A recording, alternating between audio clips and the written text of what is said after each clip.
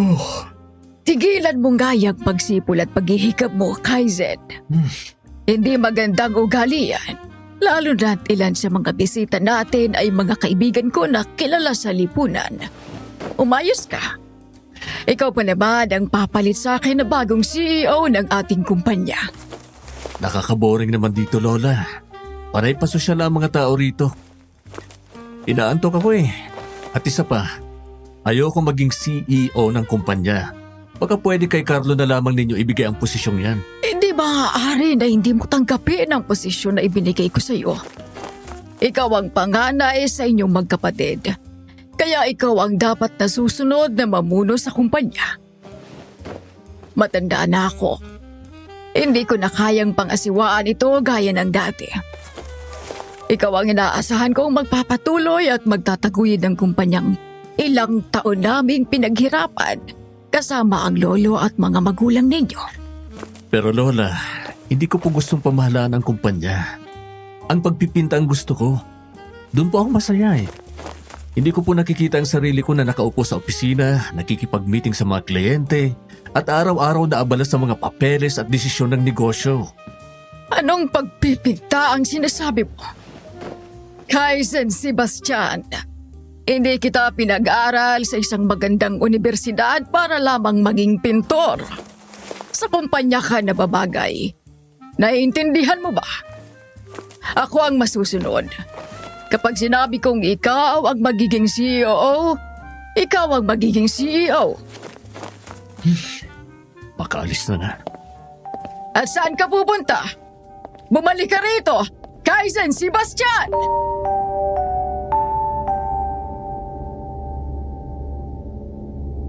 Ano ang mas matimbang? Ang galit na matagal mong kinapitan o ang pag-ibig na kumatok sa iyong puso upang palayain ka mula sa galit na iyon? Isang magandang araw sa iyo, Miss Ligaya, at sa lahat ng inyong tagapakinig. Itago niyo na lamang ako sa pangalang Jocelyn. 40 years old na ako at kasalukuyang nakatira dito sa Mauban, Quezon. Ang ikukumpisal ko sa inyo, Miss Ligaya, ay sa kabila ng pagiging babae, kinaya kong gawin ang hanap buhay na karaniwang ginagawa ng mga lalaki, ang pagiging tricycle driver. Mula noong maulila ako, mag-isa ko nang hinarap ang matitinding hamon ng buhay. Sa gitna ng aking pakikipagsapalaran, nakilala ko ang isang lalaki na nagturo sa akin kung paano magmahal. Ngunit sa kabila nito, ginulo kami ng isang aswa. At ito ang nais kong ibahagi sa aking liham. Ngunit bago ko ito simulan, sa lahat ng ating mga tagapakinig na mahilig sa mga kwentong katatakutan, huwag ninyong kalimutang mag-comment, like, share at mag-subscribe na rin sa channel na ito na Aswang Confessions. Sisimulan ko na ang aking kwento na may halong kilig at kababalaghan. Sana ay magustuhan ninyo at pakinggan hanggang sa dulo.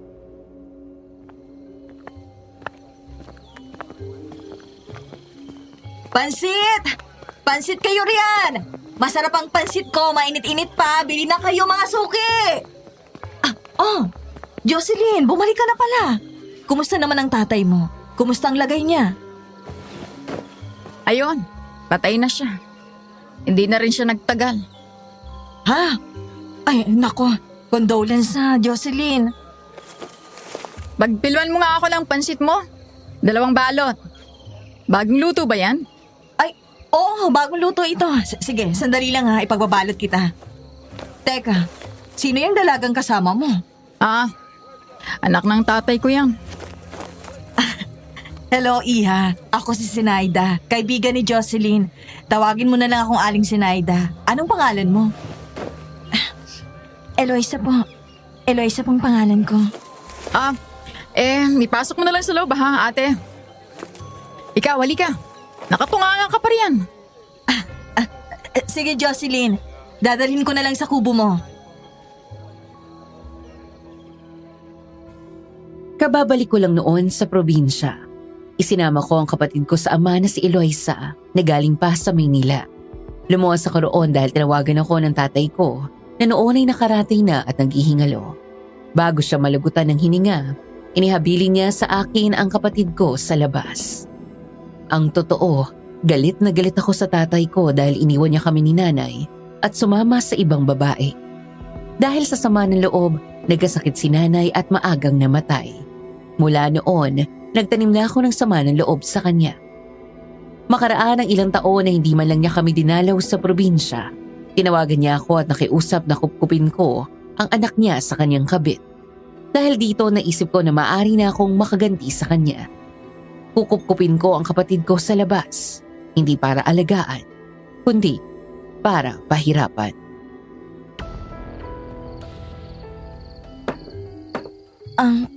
Ate, saan ako dito matutulog? Saan pa? Eh di dyan sa sahig. Dito ako matutulog, ate? Hindi ba nakakatakot dito sa sala? Aba, ikaw na nga ang nakikitira sa bahay ko. Ikaw pa mareklamo? Isa lang ang kwarto rito at masigip na ron. Kaya hindi ka na pwede na sumiksik. Magtyaga ka na lang sa sahig dito sa sala. Huwag ka mag-alala. May banig naman dyan eh. Halika na, kakain na tayo. Sige, ate. Palihim akong natawa sa sinabi ko sa kanya, Miss Ligaya. Dahil nasa poder ko siya, siyang dapat mag-adjust. Ano man ang iutos ko, kailangan niyang sundin. Ayoko ng tamad. Ako ang naghahanap buhay kaya sa kanya ko ipinaubaya ang lahat ng gawaing bahay. Hindi naman siya mahihirapan sa paglilinis dahil kubo lamang ang aking tinitirhan. Isang araw, kinausap ako ng kapitbahay ko na malapit ko ring kaibigan na si Ate Zenaida.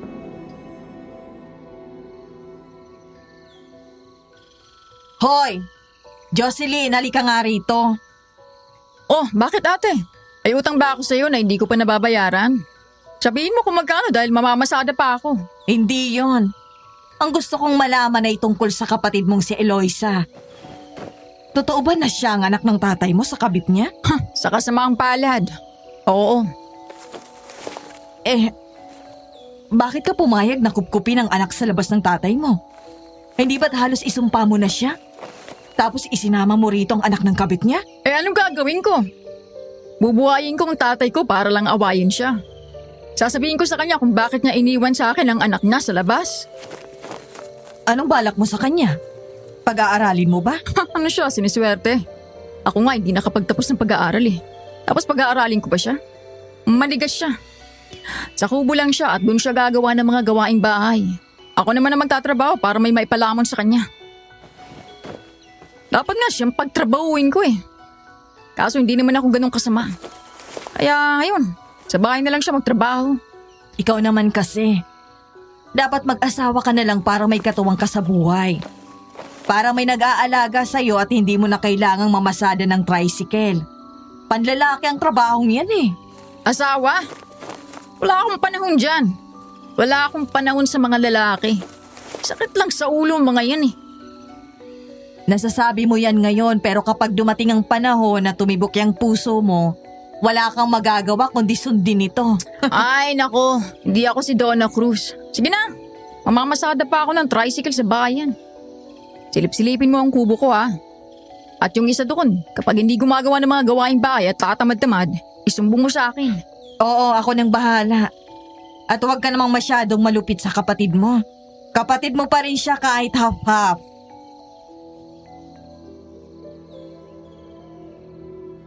Medyo tinamaan ako sa sinabi ni Ate Zenaida. Oo, kahit paano ay kapatid ko pa rin si Eloisa. Pero sa tuwing nakikita ko ang mukha niya, naaalala ko ang pagtataksil ni tatay kinanay at ang pag-abandona niya sa amin noon. Noong araw na yon, marami ako naging pasahero kaya medyo malaki-laki ang kinita ko.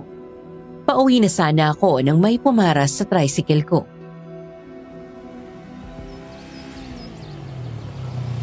Para! Para! Uuwi na sana ako eh. Pero sige na nga. Saan ka ba kuya? Saan ka ba pupunta, miss? Kung saan ka pupunta, doon din ako. Saan nga kuya? Kung saan ka nga papunta, doon din ang punta ko. Bilisan na natin, miss. Ano ba? Ako pa yung niloloko mo kuya? Saan ba kasi ang sinasabi mo pupuntahan mo? Nakakainit ka ng ulo eh. Pagod ako sa magabong pamamasada ah. Kung pagtritripan mo lang ako, makakaalis ka na. Miss, hindi kita niloloko at hindi rin kita pinagtitripan. Kailangan ko lang makalayo sa lugar na ito. Kaya sige na, kung saan ka papunta, doon mo na rin ako dalhin. Babayaran kita kahit magkano. Sigurado ka? Babayaran mo ko kahit magkano? Oo. Miss, basta mailayo mula ako rito. Sige na. Okay. Sinabi mo yan ha. Kapag hindi mo ako binayaran, umanda ka sa akin. O ano, tara na. Sumakay ka na. Ay, salamat.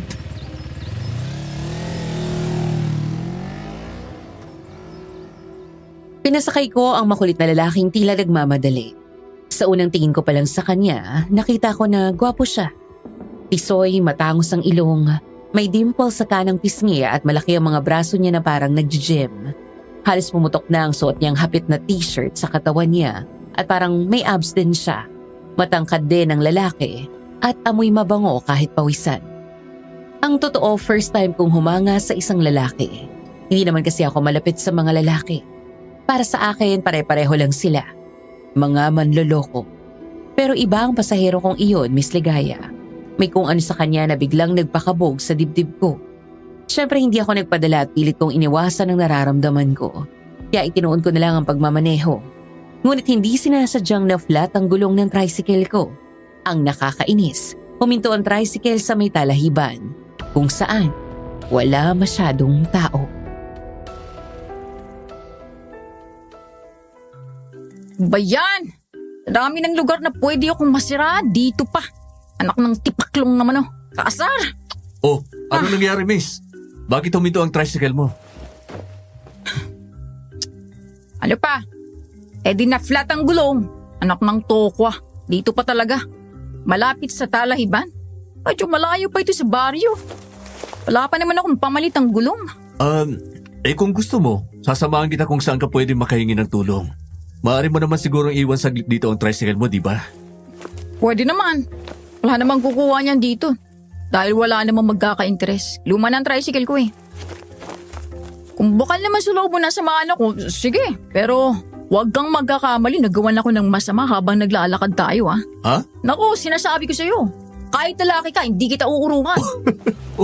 Oh, Relax, miss. Huwag kang mag-alala. Hindi ako manyakis, no? Mabuti naman kung gano'n. O siya, halika na. Baka gabi na tayo. Ngunit hindi pa kami nakakalayo sa paglalakad nang may marinig kaming ingay mula sa paligid. Naririnig mo ba yun? Oh. Parang may mabangis na hayop ah. Oo nga. Saan nagagaling yun? Bay malay ko. Hindi ko rin naman nakikita no. Ikaw itong lalaki, tingnan mo nga kung ano yun. Wala naman ako nakikita eh. Pero palakas ng palakas yung pag-angil. Nasa malapit lang yun. Ganito. Kapag sinabi kong takbo, tatakbo tayo ah. Kapag tumakbo tayo, mas lalo tayong hahabulin na kung anong mabangis na hayop na yan. Anong gagawin natin? Kung hindi tayo tatakbo, lalapain tayo ng kung anong hayop na yan. Kaya kung ayaw mo tumakbo, di wag. Maiiwan ka rito. Sisimulan ko na sanang tumakbo. Ngunit bago ko pa man maihakbang ang mga paa ko, biglang lumitaw mula sa kung saan ang isang malaking aso na kulay itim, kasing laki ng inahing baboy. Nalilisik ang mga mapupulang mata nito. May matutulis itong ngipin at naglalaway.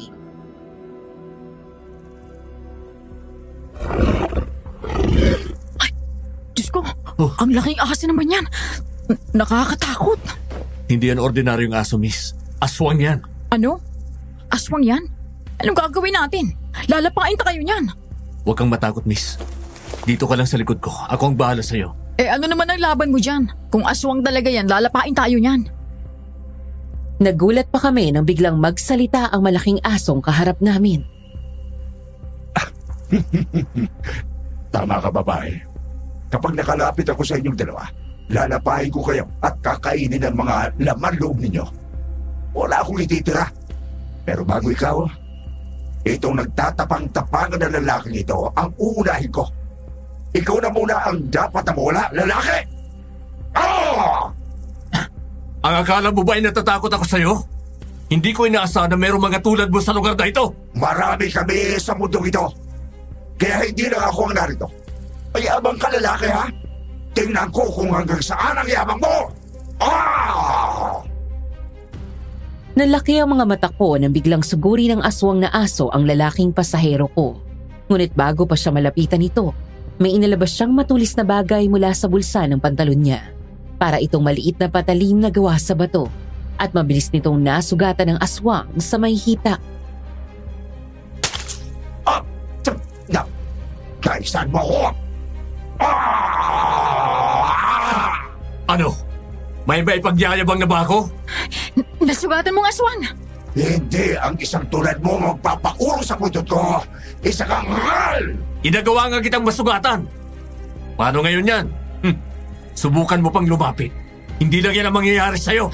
Hoy! Huwag ka masyadong mayabang dyan! Baka mas lalo lang tayo mapahamak sa ginagawa mo. Relax ka lang, miss. Alam ko ang ginagawa ko. Ni Kuko mo, hindi mahawakan ang aswang na yan. Kapag nakalapit ako sa'yo, luluray-lurayin ko ang katawan mo, ngal! Pagkatapos ay pupugutan kita ng ulo, matitutuhog sa kawayan at gagawing palamuti sa mukha na ng baryong ito! Kapag sinubukan mo ulit na lumapit sa amin, ang ulo mo ay itutuhog ko sa kawayan. Sa sobrang galit ng aswang, muli nitong sinugod ang lalaki. Muntik nang dumaplis ang mahaba nitong kuko sa leeg niya, pero mabuti na lang at mabilis siyang nakaiwas.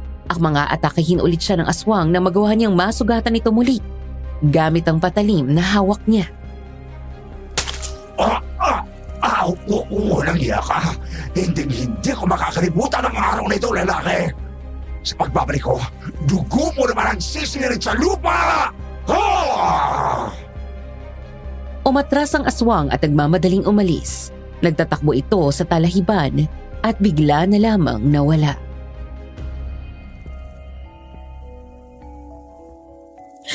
Diyos ko, akala ko katapusan ko na. Ngayon lang ako nakakita ng aswang ah.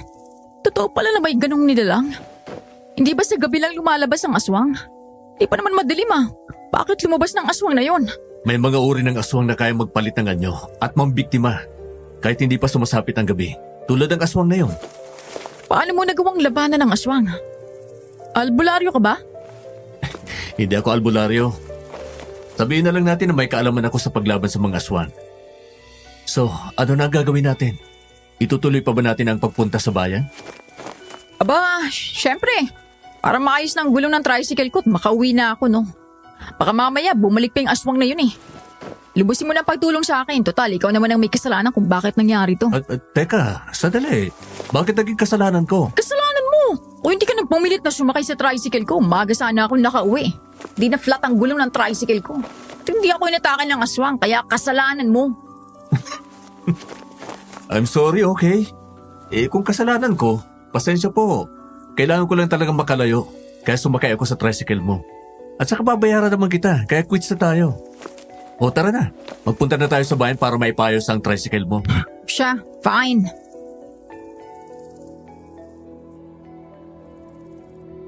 Nakakaloka. Hindi ko kailanman inasahan na makakaengkwentro ako ng aswang. Kung dati akala ko katang-isip lamang ang mga ito, yun pala ay totoo at talagang nag-e-exist sila.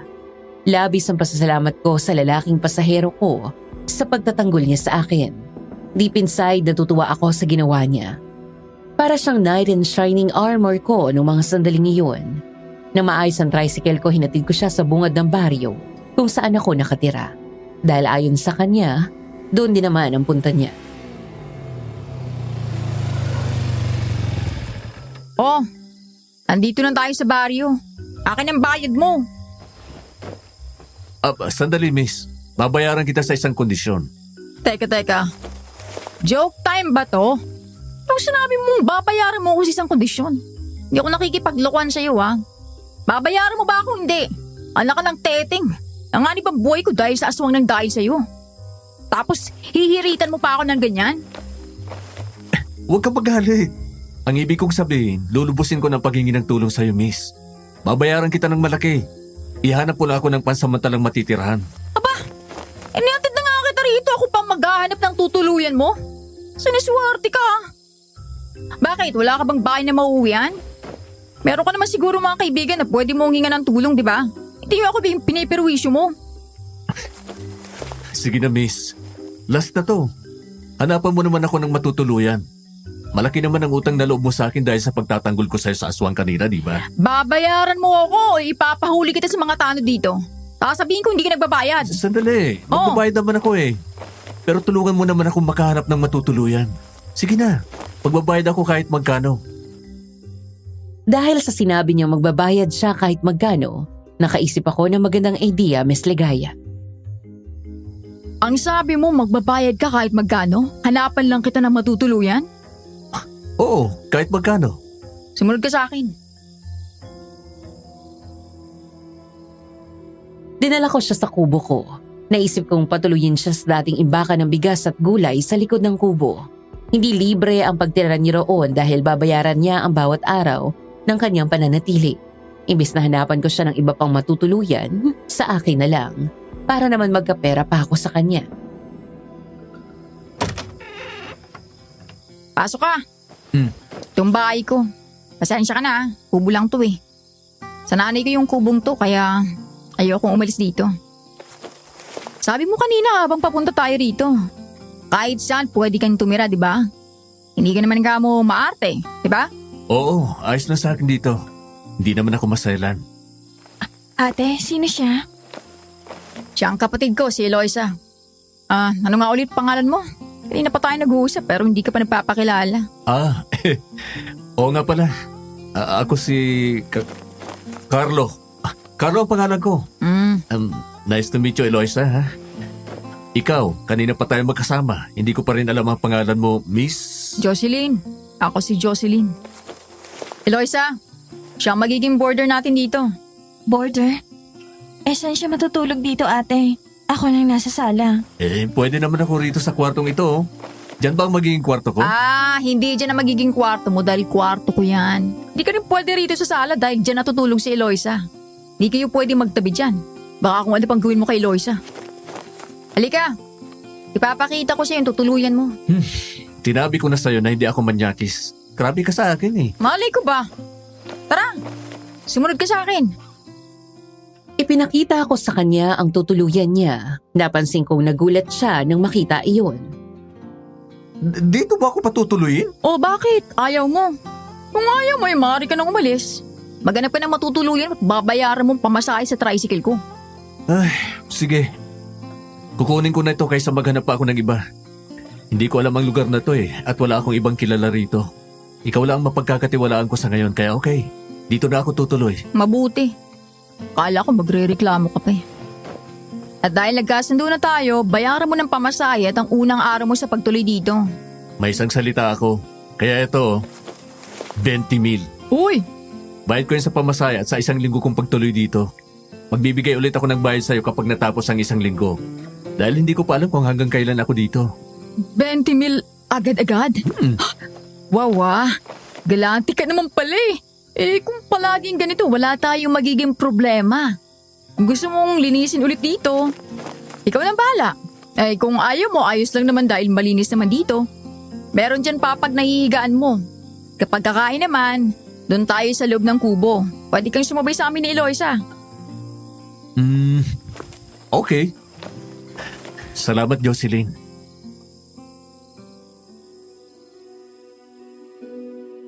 Nalaki ang mga mata ko nang iabot niya sa akin ang 20,000 cash. Noon lang ako nakahawak ng ganoon kalaking pera. Mukhang mayaman na lalaking nagpakilalang si Carlo. Halata naman sa itsura niya na mapera siya. Pero ano ba ang ginagawa niya sa baryo namin? Bakit sa dinami-dami ng lugar sa maliit na baryo pa namin niya gustong pansamantalang manirahan? Pwede naman siya magpunta sa Boracay, sa El Nido, o kahit saan pang magandang lugar at magrenta sa magandang hotel o paupahan. Pero mas pinili niyang magrenta sa likod ng kubo ko. Hello, Kaisen. Iho, nasaan ka na? Nag-alala na ang lola mo. Hello, Uncle Armand. You don't need to worry. Gusto ko lang lumanghap ng sariwang hangin. Gusto ko lang maging malaya. Napapagod na ako sa pagmamando ni Lola eh. Naintindihan kita, Iho. Sigurado ka bang okay ka lang kung nasaan ka man ngayon? May kailangan ka ba? Sabihin mo na sa akin. Wala akong kailangan, Uncle. Okay lang ako. Ikaw na muna ang bahala kay Lola habang wala ako, ha? Sana sa pagkawala ko, maintindihan niya na ibang gusto kong gawin sa buhay ko at hindi ang pagpapatakbo ng kumpanya. Mahal ka ng lola mo, Iho. Darating din ang araw na maintindihan ka niya. at susuportahan ka sa kung ano mang gusto mo. Sana nga, Uncle. Sana matauhan si Lola. Carlo! Carlo! Tatawag na lang ulit ako, Uncle. Tinatawag ako ng may-ari ng nirerentang kong kwarto. Carlo?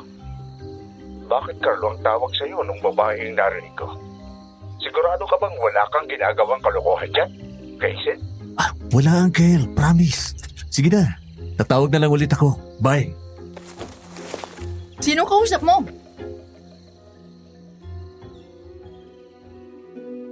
Nakita kong namula ang mukha niya nang lumingon siya sa akin. Siguro akala niya hindi ko narinig na may kausap siya sa cellphone at parang bumubulong siya sa kausap. Kaya nag-usisa ako. Baka mamaya masamang tao pala ang pinapasok ko sa bahay at may pinaplano pala sa amin.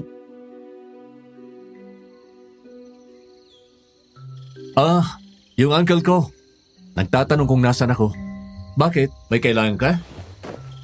Nakahanda ng hapunan. Sabayan mo na kaming kumain ni Eloisa. Susunod na ako. Paliligo lang ako, ha? Nasaan ba dito ang banyo nyo? Nasa labas ang banyo. Ba't dala lang tawag doon? Kaya kung maliligo ka o nai-etchos ka, lalabas ka lang. Katabi lang ng puno ng sampalok. Sige. Tatandaan ko yan.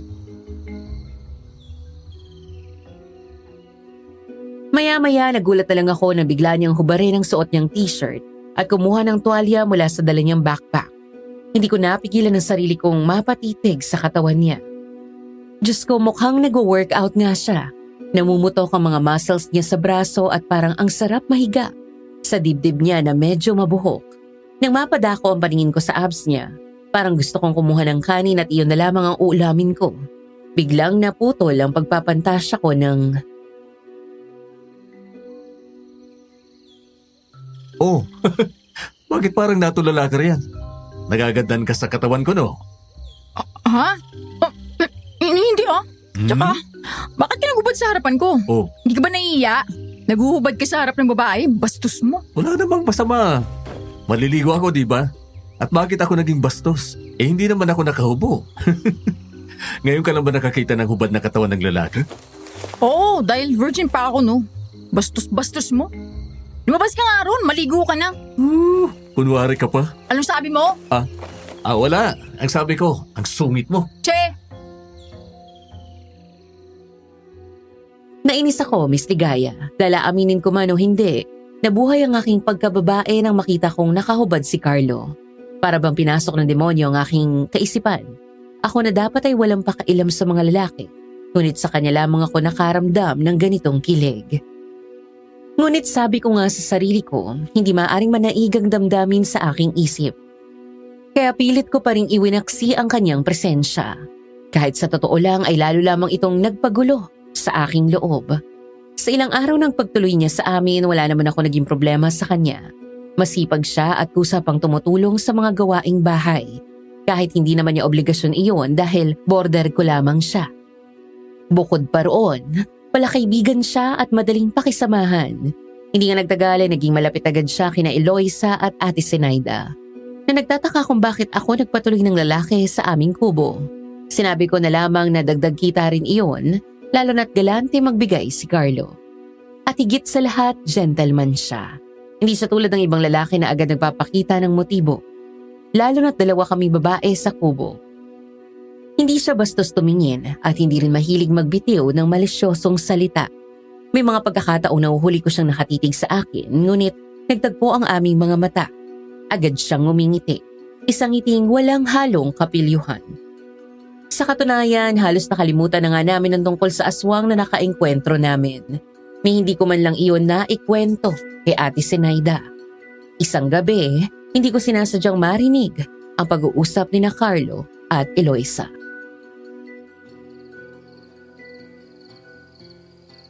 Sino ang nasa litrato na yan? Nanay ninyo ng Ate Jocelyn mo? Hindi kuya. Itong nasa litrato na hawak ko siyang nanay ko. Akala ko ba magkapatid kayo? Magkapatid kami ni ate sa ama. Magkaiba kami ng nanay. Anak ako sa labas. Kaya pala napapansin ko na ibang trato niya sa'yo. Parang hindi kayo magkapatid. Pero kahit magkaiba kayo ng ina, magkapatid pa rin kayo. Iisa pa rin ang dugong dumadaloy sa inyo. Pero hindi ganun ang iniisip ni ate. Para sa kanya, anak lang ako sa pagkakasala ni tatay. Isali niyo naman ako sa usapan yung dalawa. Kanina pa kayo riyan seryosong pinag-uusapan ah. Wala ate. Naitanong lang ni Kuya Carlo ang tungkol kay nanay. Ah, yung nanay mo makati pa sa higad na inakit si tatay. Ano naman ang kinuwento mo sa kanya tungkol sa nanay mo? Yung pagiging haliparot niya at pagiging mga agaw ng asawa? Ate, wala na si nanay. Pati na rin siya. Patawarin mo na sila ni tatay. Nagsisi naman sila sa mga naging kasalanan nila sa'yo at sa nanay mo eh. Hindi na maibabalik ang mga araw na nagdusa kami. At hindi ko rin kayang kalimutan ang lahat ng sakit na dulot nila sa buhay namin ni nanay. Hindi naman kasalanan ni Eloisa na siya ang naging anak ng tatay mo at ng nanay niya. Kapatid mo siya, Jocelyn, hindi mo siya kaaway. Hindi ko alam kung anong nangyari noon, pero matagal na panahon na ang lumipas. Ang sabi mo nga, wala na ang mga magulang ninyo at ang sabi naman ni Eloisa ay pinagsisiyan na nila ang ginawa nila. Hindi ba't dapat magpatawad ka na rin at kalimutan ang mga masasakit na nangyari noon? Panahon na para mag-move on ka na. Tama si kuya ate. Mag-move on ka na. Huwag ka nang magalit sa akin. Kina nanay at tatay. Alisin mo ng lahat ng bigat at sakit sa puso mo. Tumigil ka. Hindi mo alam kung gaano kasakit ang nararamdaman ko. Dahil hindi naman ikaw ang iniwan. Hindi ikaw yung nakakita sa sarili mong ina na malungkot at nagdurusa dahil iniwan ang lalaking pinakamamahal niya.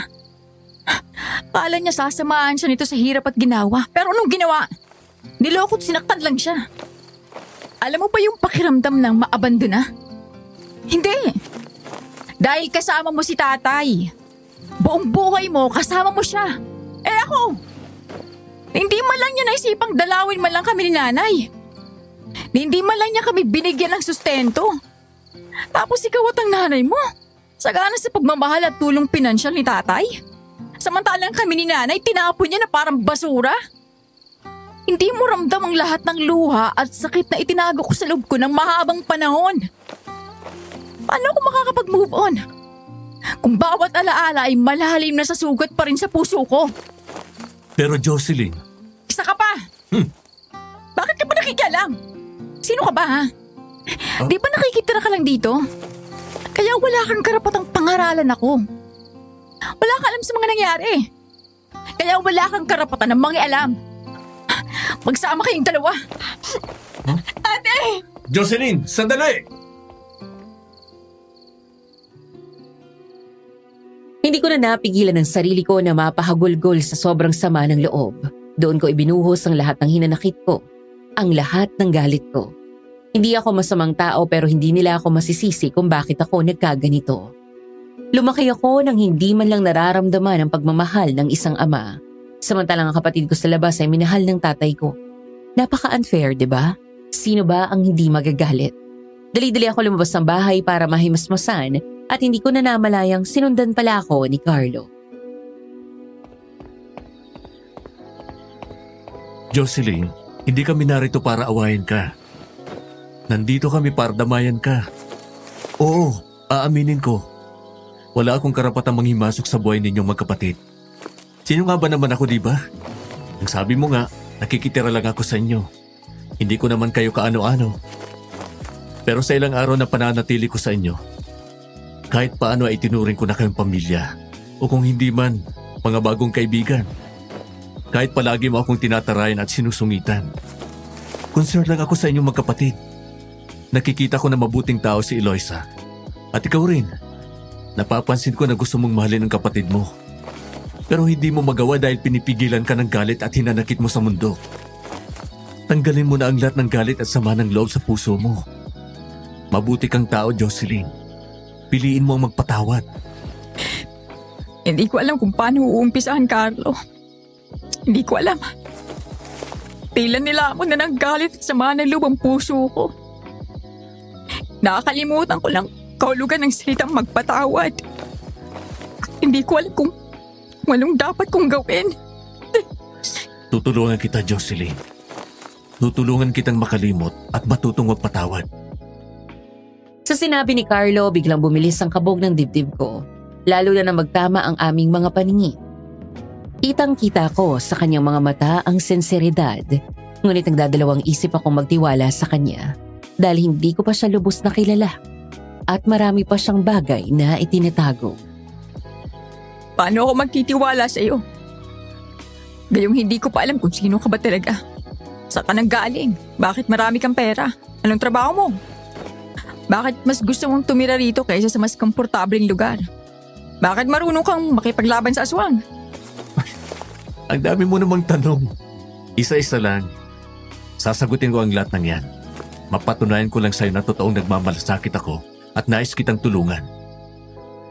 Nasa seryoso kaming tagpo nang bigla kaming makarinig ng mga kaluskos at pag-angil sa paligid.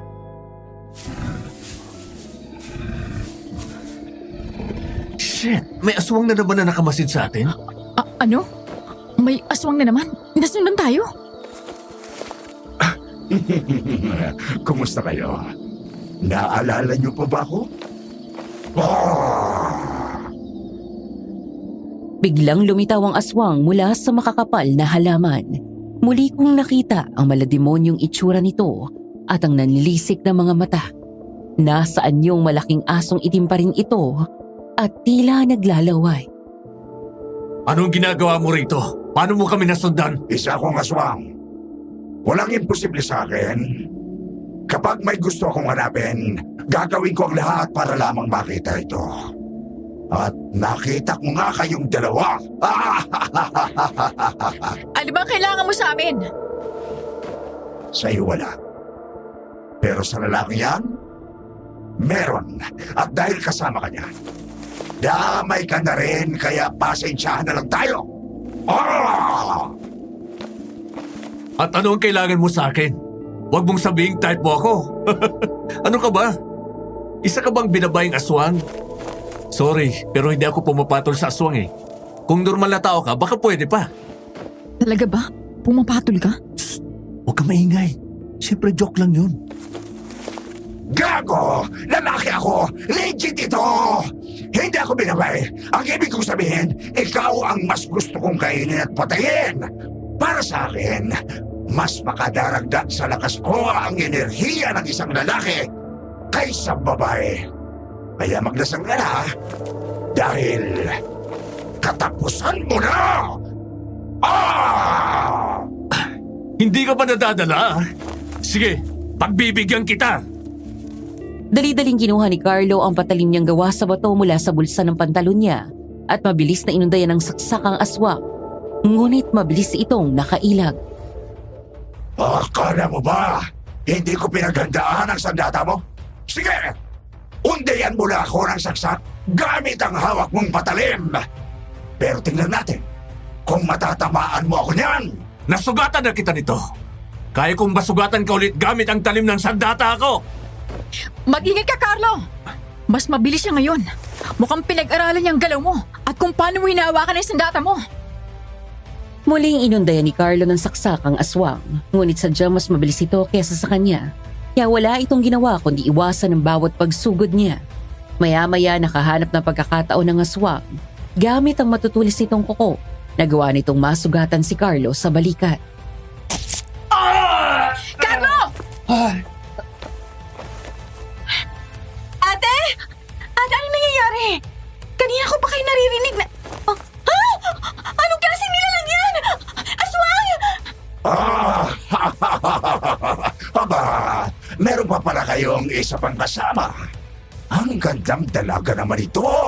Sariwa. Masarap. Yummy-yummy.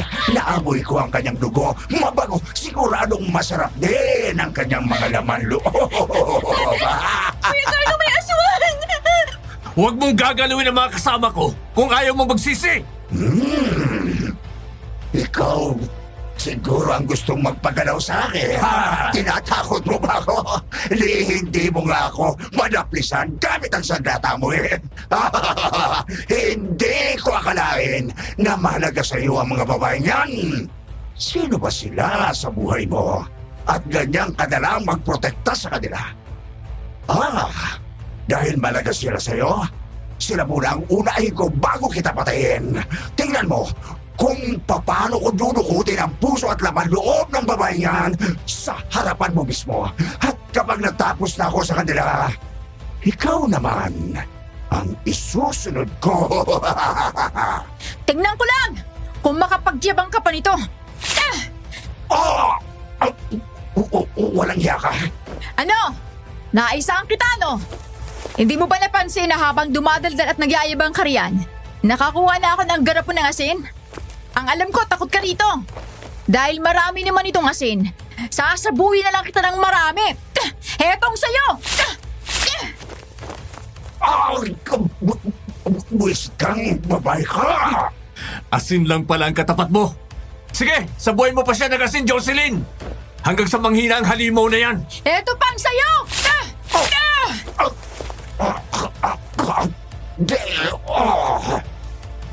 Nakita naming nagkikisay ang aswang at nangihina sa dami ng asin na isinaboy ko sa kanya. Doon na nakakuha ng tiyempo si Carlo at mabilis niyang inatake ang aswang. Sinaksak niya ito sa tiyan, kaya malakas ito napasigaw. Mga hayop kayo, ha? Hindi pa ito ang huling pagkikita natin. Dahil gaganti ako sa inyo. Gagantihan ko kayo. Hindi pa tayo tapos, lalaki ka. Mapapatay din kita. Laking gulat namin nang biglang naging ibong uwak ang aswang at lumipad palayo.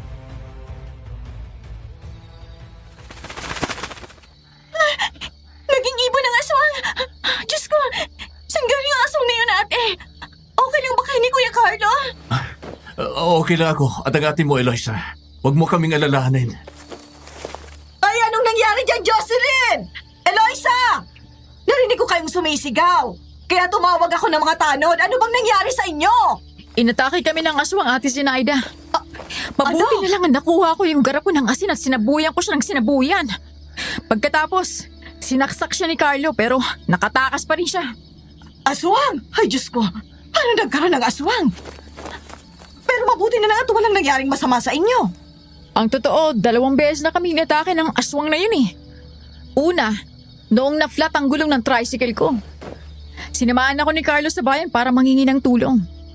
Bigla na lang may lumitaw na aswang. Isang malaking asong kulay itim. At tinangka kaming atakihin. Bakit hindi mo sinabi sa akin ang tungkol dyan, Jocelyn? Muntik ka na palang lapain ng aswang, wala man lang akong kaalam-alam. Bakit hindi mo din sinabi sa akin ang tungkol dyan, ate? Pangalawang pag-atake na pala sa'yo ng aswang, pero wala kang pinagsabihan. Nawala na nga sa isip ko.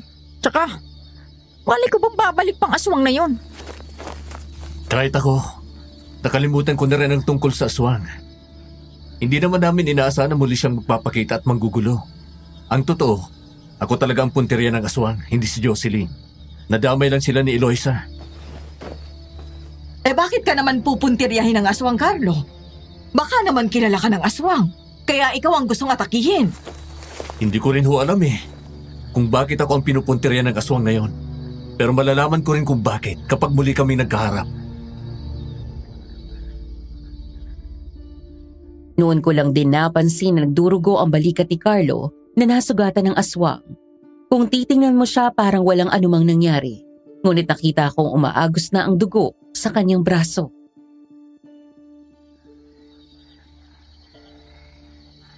Carlo, sobra yung pagdurugo ng balikat mo. Oo nga, Carlo, na paano yan? Nasugatan siya ng aswang sa balikat. Akala ko'y daplis lang pero mukhang malalim yata ang sugat niya.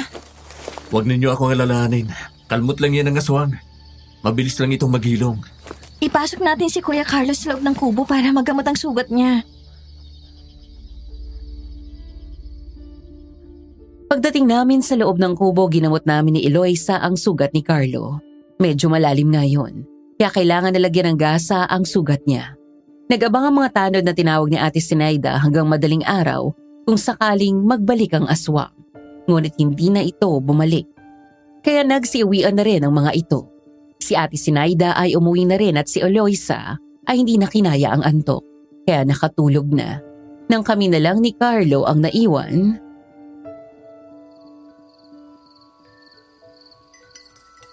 Magkape ka muna. Alam kong hindi ka rin makatulog dahil sa nangyari kanina. Salamat, Jocelyn. Ngayong alam na ng aswang kung nasaan tayo, tsak na babalik siya rito. Maglagay kayo ng mga pangontra ng aswang sa kubo. Tulad ng bawang at buntot pagi. Ilagay ninyo ito sa mga bintana at pinto. Sabuyan nyo rin ng asin ang lahat ng parte ng kubo para hindi siya makapasok. Huwag kang mag-alala. Hindi ko kayo papabayaan hanggat narito ako. Ipagtatanggol ko kayo laban sa aswang. Bakit kasi ayaw kong tantanan ng aswang na yon? Kung tutuusin, ikaw lang naman ang puntirya niya. Di kaya may nagawa kang masama sa kanya kaya hinahabol ka at gusto kang patayin? Ang totoo, wala akong ideya kung bakit galit na galit sa akin ang aswang na yon. Bigla na lang siyang sumulpot mula sa kung saan at nagbabanta na papatayin ako. Pati kayo ay nadamay. Pasensya na kayo ha.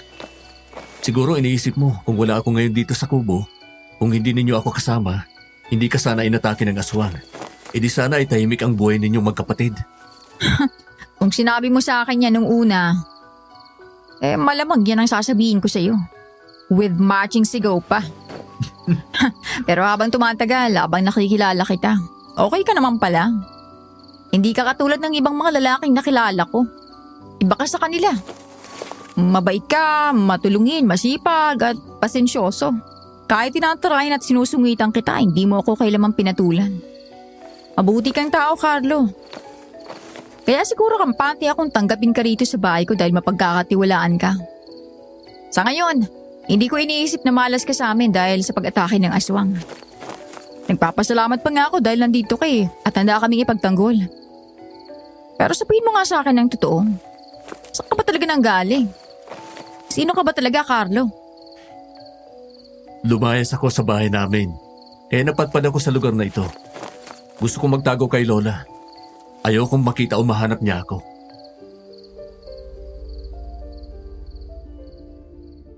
Napakunot ang noo ko sa sinabi niya. Bakit naman siya aalis sa bahay nila? Hindi ba mapera sila? Sigurado nakatira sila sa isang malaking bahay at araw-araw ay nakakakain ng masarap. Kung ako yun, hindi ako maglalayas. Nakahiga na ako sa kama. Bakit pa ako lilipat sa sahig? Bakit ka naman umalis sa inyo? At bakit mo pinagtataguan ng lola mo? Ayaw niya akong suportan sa gusto ko at pinipilit niya ako sa mga ayaw kong gawin. Kaya lumayas ako sa amin. At hindi ako babalik doon hanggat hindi niya nare-realize na may sarili akong desisyon at karapatan sa buhay ko. Kailangan kong matutong magpasya para sa sarili ko. Ano ba ang gusto mong gawin na ayaw ng lola mo? Kumuha ka nga ng papel at panulat. Ano mong papel at panulat? Basta, kumuha ka na. Baka gino-joke time mo lang ako Bakit naman kita lolokohin? Sige na, kumuha ka na. Sinunod ko ang sinabi niya. Kumuha ako ng papel at panulat at iniabot ko iyon sa kanya. Ano naman ang gagawin mo riyan? Basta manood ka lang ha. At saka huwag kang masyadong gumalaw. Teka, iguguhit mo ako? Huwag kang gagalaw. Tumingin ka lang sa akin ng diretso. Nakita ko kung paano niya ginalaw ang mga kamay ko. Hawak ang panulat sa papel. Habang ginuguhit niya ako, hindi ko napigilan ang sarili ko na mailang dahil panay ang sulip niya sa akin, Miss Ligaya. Bawat hagod ng kanyang panulat ay panay din ang pagngiti niya sa akin at tila ba bawat linyang iginuguhit niya ay nagbubukas ng kakaibang init sa aking puso. Hindi ko maiwasang mapangiti rin at sa bawat tingin niya, pakiramdam ko'y mas lalo akong nakakabuo ng mas magandang pagtingin sa kanya. Nang matapos na ang kanyang iginuguhit, Wow! Ang ganda, Carlo Napakaganda ng pagkakaguhit mo sa mukha ako. Totoo ba? Nagustuhan mo? Oo naman, napakaganda nito. Tignan mo, gustong-gusto kong gawa mo Hindi ako makapaniwalang ikaw talagang gumuhit nito. Napakahusay mo palang gumuhit.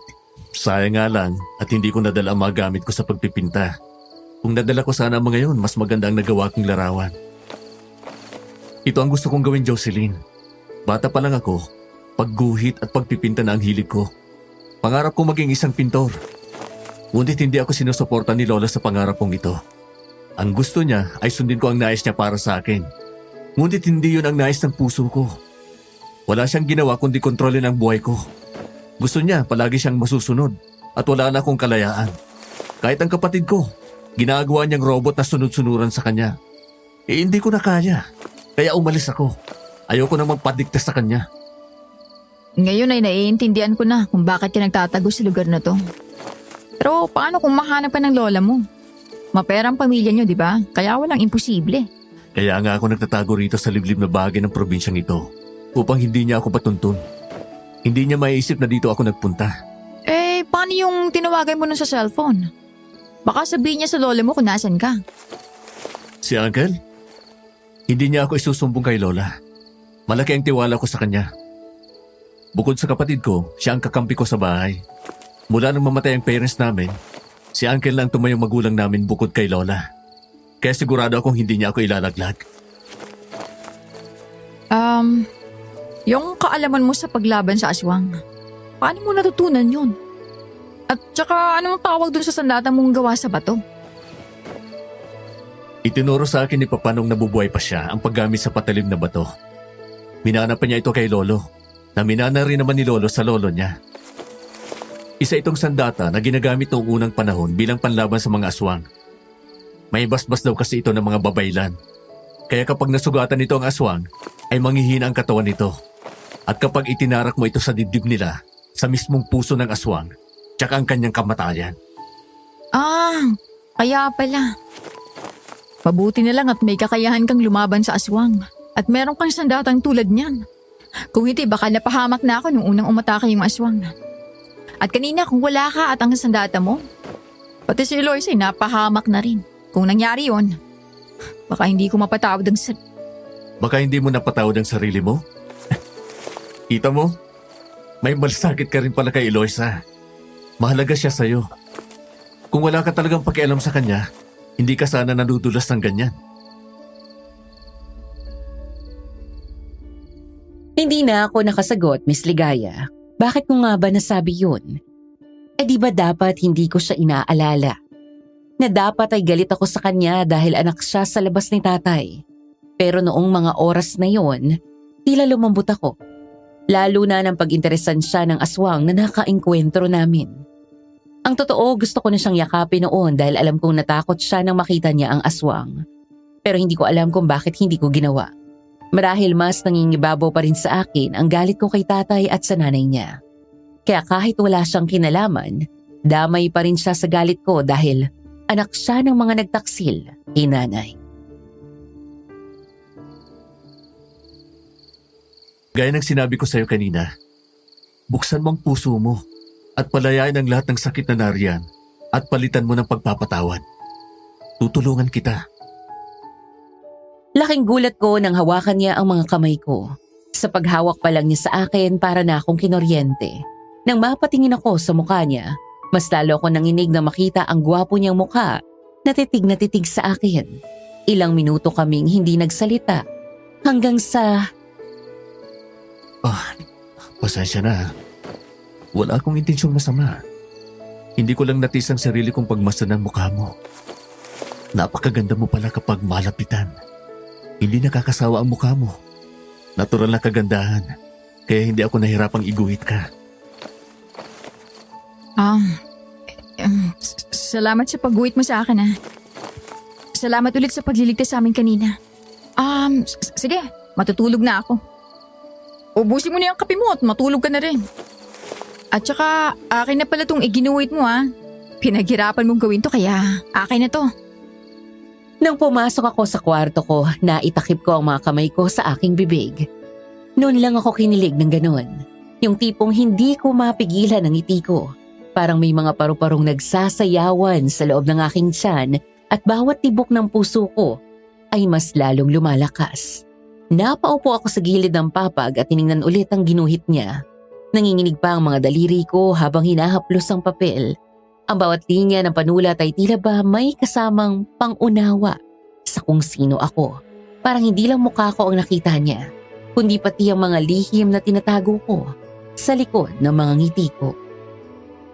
Sinabi niya na hindi raw nakakasawang mukha ko.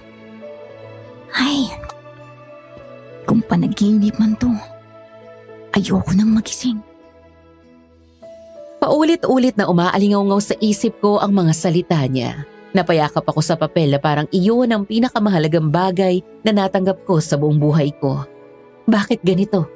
Bakit pakiramdam ko sa isang gabi lang parang may nabago na? Humiga ako ngunit hindi ako makatulog. Tuwing ipipikit ko ang aking mga mata, mukha niya ang nakikita ko. Ang paraan ng pagtitig niya, ang pag-alaala sa boses niya, ang marahan niyang paghawak sa aking mga kamay. Hindi yun bastos o may halong pagnanasa. May kakaibang pag-iingat na para bang natatakot siyang mag-isip ako ng mga sama. At doon ko inamin sa sarili ko, hindi lang ako kinilig. May kung anong unti-unting nabubuo sa puso ko. Isang bagay na sabay kong kinakatakutan at inaasam. Habang yakap ko ang iginuhit niya, mahina akong napabulong. Carlo, ano pong ginagawa mo sa akin? Matagal na nakamulat ang mga mata ko ngunit hindi nagtagal ay nakatulog din ako. Kinaumagahan, tila bang walang nangyari. Nakalimutan na naman namin ang pagsugod ng aswang. Aalis na sana ako para mamasada, nangyayain ako ni Carlo na kumain muna. Oh, mamamasada ka na agad? Wala pang laman ng sikmura mo Mag-almusal ka na muna. Oo nga ate. Nagluto si Kuya Carlo ng almusal at sobrang sarap. Hindi ko akalaing masarap pala siyang magluto. Hoy, Jocelyn! Halika! Tikman mo itong niluto ni Carlo. Siguradong makakalimutan mong pangalan mo sa sobrang sarap. Oh, ang aga mo namang nagising, Ate Zinaida. Himala Hindi ba mamaya ka pa magtitinda ng pansit? Mamaya pa nga. Kaso tinawag ako nitong si Pogi. Dito na raw ako mag-almusal. Ay, nako, napakasarap pala niyang magluto. Pwedeng-pwede na mag-asawa. Maswerteng babaeng matitipuhan mo, Carlo. Maswerte talagang babae yun, Alex Sinaida. Nasa tabi-tabi lang naman siya Hindi lang niya siguro napapansin o baka nagbubulag-bulagan lang. Hihintayin ko na lang hanggang handa na niyang makita. Nakita ko na makahulugan ang pagtingin sa akin ni Carlo. Pagkatapos ay binawi ang tingin at nakipagtawanan kay Ate Sinaida. Bigla namang kumabog ang aking dibdib. Baka sakaling isang araw, mapansin din niya. Hindi ko naman minabadali. Mas gusto ko yung kusa, yung totoo. Ay, nako. Sino kayang maswerteng babaeng yan? Baka ako yan Hindi na pwede, may asawa na ako. Baka naman itong si Eloisa, ay nako, hindi pwede, bata pa ito. Ay nako, kung ano-anong sinasabi niyo dyan. Sige nga, tingnan ko kung talagang masarap yan. Binasag ko ang pag-uusap nila. Lumapit ako at tinikman ang niluto niyang arroz caldo. Ano? Masarap ba? Oo, masarap nga. Masarap ka nga magluto. Ginawa mong espesyal ang isang simpleng arroz caldo. Pwede ka na nga mag-asawa. Maswerte yung mapapangasawa mo. Maswerte talaga siya. Maswerte. Pero syempre, hindi siya magiging maswerte kung arroz caldo lang ang ipapakain mo sa kanya, no? Dapat marunong ka rin magluto ng iba pang putahe. Kaya mo ba yon? Ayan na, nagkahamunan na. O ano, kakasa ka ba, Carlo? O ano, Kuya Carlo? Kakasa ka ba sa hamon ni ate? Game! Kapag nagawa ko at nagustuhan mo, may hihingin akong kapalit. At ano naman yun, Aber? Ay, ano yung kapalit na yan, Basta, kapag nagawa ko na at natikpan mo na at nasarapan ka. Kinagabihan, nagulat ako dahil nagluto nga siya ng 3 putahe para sa hapunan. Sinigang, menudo at kaldereta. Mga ulam na bihira ko matikman dahil maliit lang ang kinikita ko sa pamamasada ng tricycle. Kaya bihira rin ako makapagluto ng ganoong mga putahe.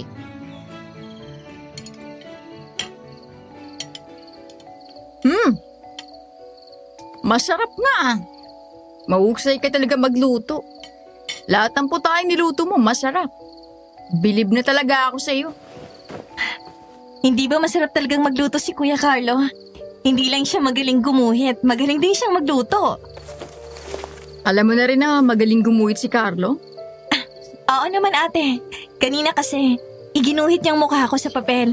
At ang ganda ng pagkakaguhit niya. Para lang akong nananalamin kapag tinitingnan kong mukha ko na iginuhit niya sa papel. Eto tingnan mo ate. Ang ganda ng pagkakaguhit niya, di ba? Ipinakita sa akin ni Eloisa ang papel kung saan iginuhit din ni Carlo ang mukha niya. Hindi ko napigilan ang sarili ko na magselos dahil di hamak na mas maganda ang mukha ni Eloisa kaysa sa akin. Mas maputi ang kutis niya. May kulot at mahabang buhok at singkit ang mga mata. Siguro namanan niya sa kanyang ina. Samantalang ako ay morena, maikli ang buhok ko. Hanggang balikat lang at bilugan ang mga mata. Bigla tuloy akong na-insecure, ngunit hindi ko pinahalata. Natuwa kasi ako. Nakita ko siyang nakaupo sa labas ng kubo at naisip ko na iguhit din si Eloisa. Gusto ko rin siyang iguhit dahil maganda rin siya. Kasing ganda mo, Jocelyn. Pero maiba ako. Dahil nagustuhan mo at nasarapan ka sa luto ko, may hihingin akong kapalit, Jocelyn. Ano nga bang kapalit na yan, Carlo? Diretsahin mo na ako. Hindi pa sa ngayon. Sasabihin ko sa'yo pagdating ng tamang panahon. Ano ba yan, kuya? Binitin mo naman si ate. Ano ba yung gusto mong hingin na kapalit sa kanya? Malalaman din niya sa takdang panahon.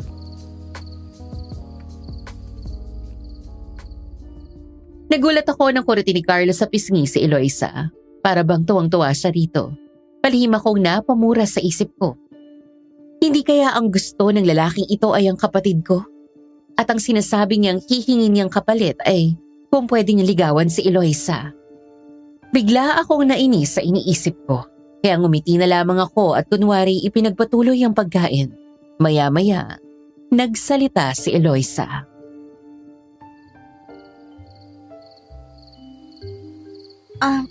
Ate, pwede ba kami magpunta ni na Aling Zenaida at Kuya Carlos sa perya sa kabilang bayan bukas ng gabi? Sabi ni Aling Zenaida, masaya raw kasi ang perya ron dahil fiesta. Hindi pwede. Dalas magkaroon ng gulo ron kapag fiesta. Baka masaktan pa kayo. Manahimik ka na lang dito sa kubo. At saka baka masundan pa kayo ng aswang na umatake sa atin. Mahirap na. Ayoko lang maulit yung nangyari nung nakaraang gabi. Pero ate… Kapag sinabi kong hindi, hindi. Naintindihan mo ba? Baka naman pwede mong payagan si Eloisa. Pagbigyan mo na siya. Kasama naman nila ako eh. Hindi ko hayaan na mapahamak sila kung sakaling muling magpakita ang aswang. Kung gusto mo, sumama ka na rin para mas masaya. Mas marami tayo. Oo nga naman ate. Minsan lang naman ito eh. Sige na, sumama ka na rin ate. Sumakay tayo sa mga rides. Ililibre kita, total meron naman akong ipon. Bingi ka ba? Ang sabi ko walang magpupunta sa perya, tapos. Huwag mong pinapainit ang ulo ko, Eloisa. Kapag sinabi ko na hindi, hindi.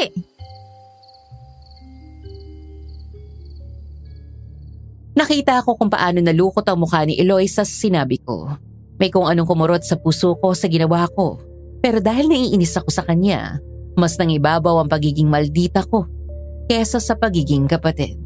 Kinaumagahan habang namamasada ako ng tricycle, base sa ikinuwento sa akin ni Ate Zenaida, napag-usapan daw nila ako ni Carlo.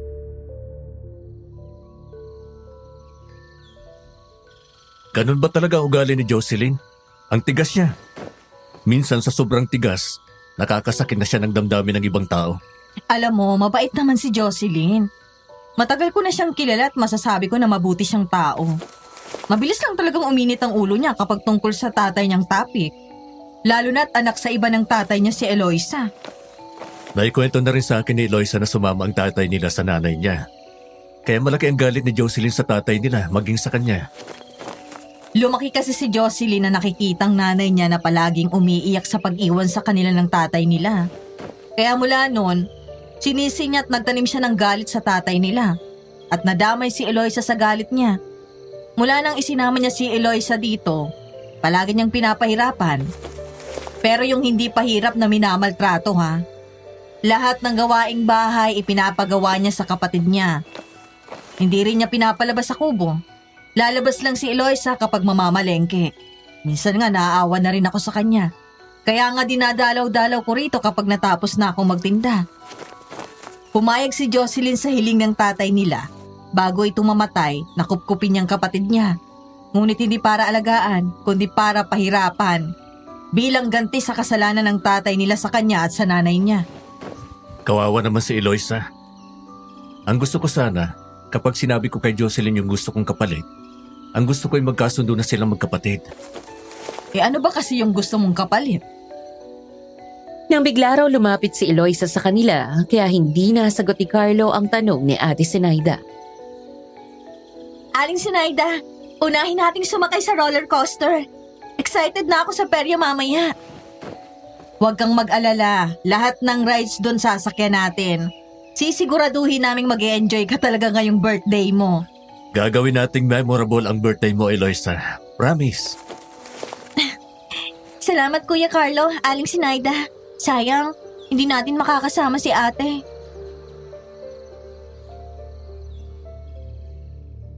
Nang sumapit ang gabi pag-uwi ko sa bahay, hindi ko nadatnan sina Eloisa at Carlo. Nang silipin ko ang kwarto ni Carlo, wala siya roon. Bigla akong napaisip kung ano na ang nangyayari. Pumasok sa isip ko na baka nagde-date na ang dalawa o baka nilalandi na ni Eloisa si Carlo. Lalo pat nalaman kong iginuhit din ni Carlo ang mukha niya. Sa sobrang pag-aalala at inis ko, nagmamadali akong lumabas ng kubo at hinanap sila sa paligid. Hindi ko rin makita si Ate Sinaida, kaya wala akong mapagtanungan.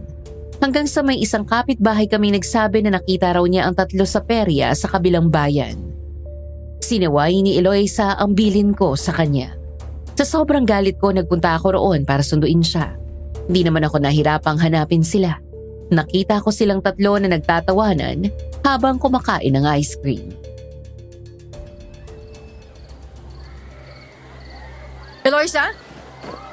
Hindi ba sinabi ko sa'yo na huwag kang lalabas ng bahay at huwag kang pupunta rito? Bakit mo ako sinuway, ha? Ari ko ate, gusto ko lang naman... At sasagot ka pa? Talaga bang sinusubukan mo ako, ha? Kapag sinabi kong hindi ka lalabas, hindi ka lalabas. Bakit ang tigas ng ulo mo, ha? Teka, sandali, Jocelyn. Huwag mong saktan si Eloisa. Wala siyang ginagawang masama. Jocelyn, huwag mong saktan si Eloisa. Makinig ka muna sa amin. Ate, anong ibig sabihin nito? Pati ikaw kasabot sa pagsuway sa akin ng babaeng to? At ikaw, Carlo, hindi ko akalain pati ikaw kasabot sa pagsuway niya sa akin. Pakinggan mo nga muna kasi kami. Jocelyn, huwag mong saktan si Eloisa. Kapatid mo siya. Gaya nga ng sinabi ninyo, kapatid ko siya. Kaya gagawin ko sa kanyang lahat ng gusto kong gawin. Kahit kaligkarin ko pa siya. Wala kayong karapatang pigilan ako sa anumang gusto kong gawin sa kanya. Kapatid? Kung ituring mo siya, parang hindi mo kapatid eh. Kung kapatid ang turing mo sa kanya, hindi mo siya sasaktan. Sinasaktan! Dinidisiplina ko siya. Kasi matigas ang ulo niya at hindi sumusunod sa akin. Dinidisiplina ko siya para hindi na maulit ang pagsuway niya sa akin. Ikaw, wala akong ginawa kundi ipagtanggol ang babaeng to. Isa ka pa, Ate Sinaida. Kala ko pala naiintindihan mo ako. Pero kakampi ka rin pala ng babaeng to. Nagmamalasakit lang kami kay Eloisa, Jocelyn.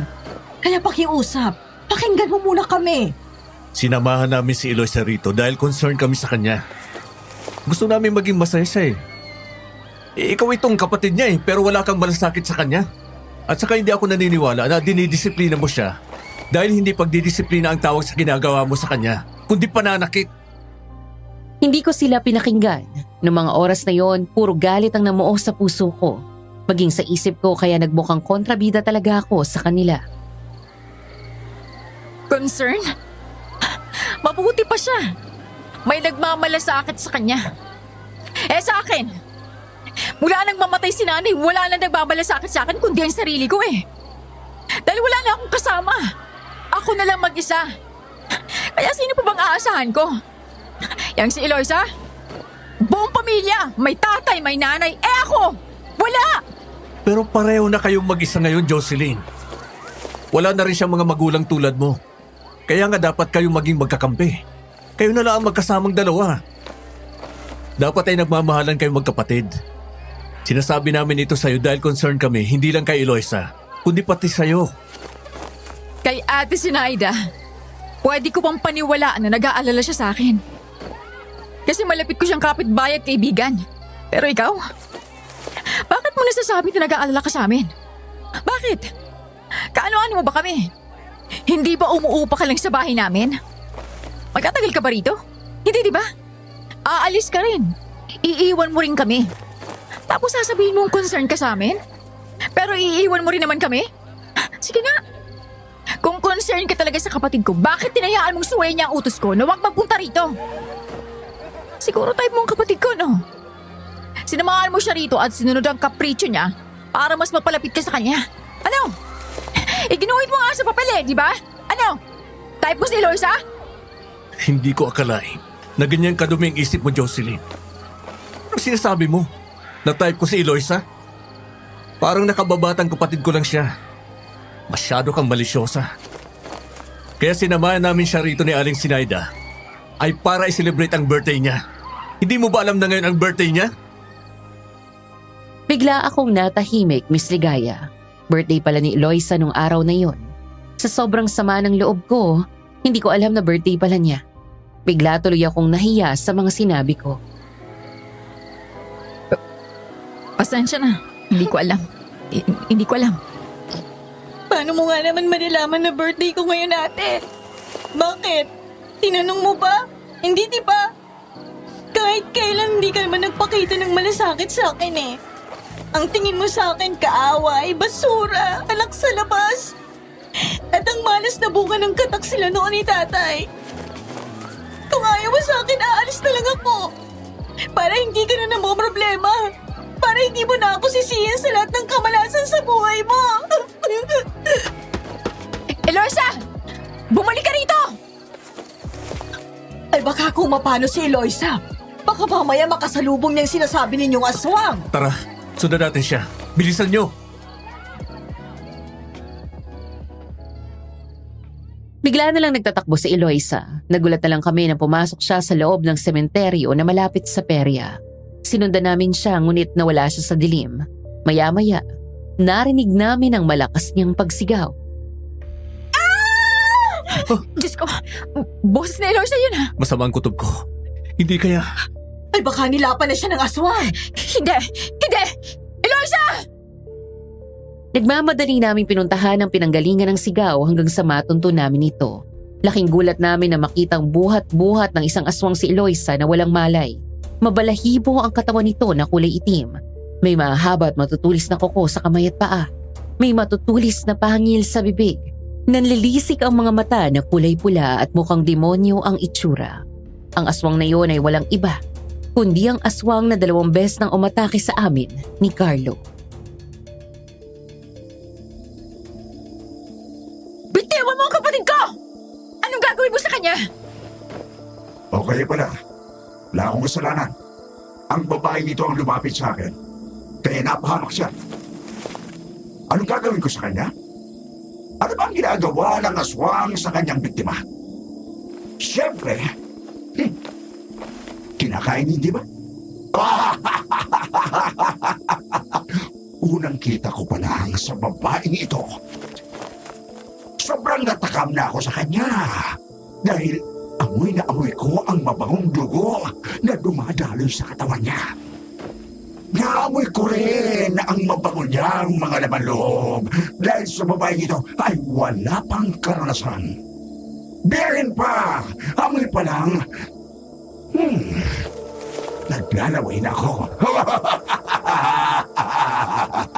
Ikaw na naman pala. Hindi ka talaga titigil hanggat hindi ka nalalagutan ng hininga, no? Bitawan mo ang babaeng yan. Ako naman talagang kailangan mo, di ba? Kaya wag mo siyang idamay. Bitawan mo ang kapatid ko!